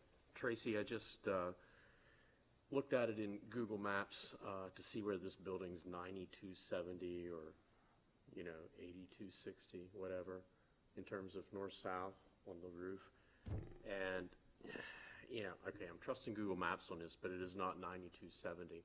So I think in light of Commissioner Cook's comments, you probably would get a little energy off that other side of the roof, because you are not, like I said, 9270. It's actually more like 8260 or 7250. All right, go ahead and have a vote. So all in favor? Aye. Aye. Any opposed? All right, chair votes aye. Thank you and good luck, and hopefully we'll hear back from you soon. Thanks. Awesome, thank you. All right, any other business that anyone wants to bring up? There's nothing more on the agenda, but giving the opportunity. I'll then call for a motion to adjourn. So moved. All right. Favor aye? Aye. Thank you.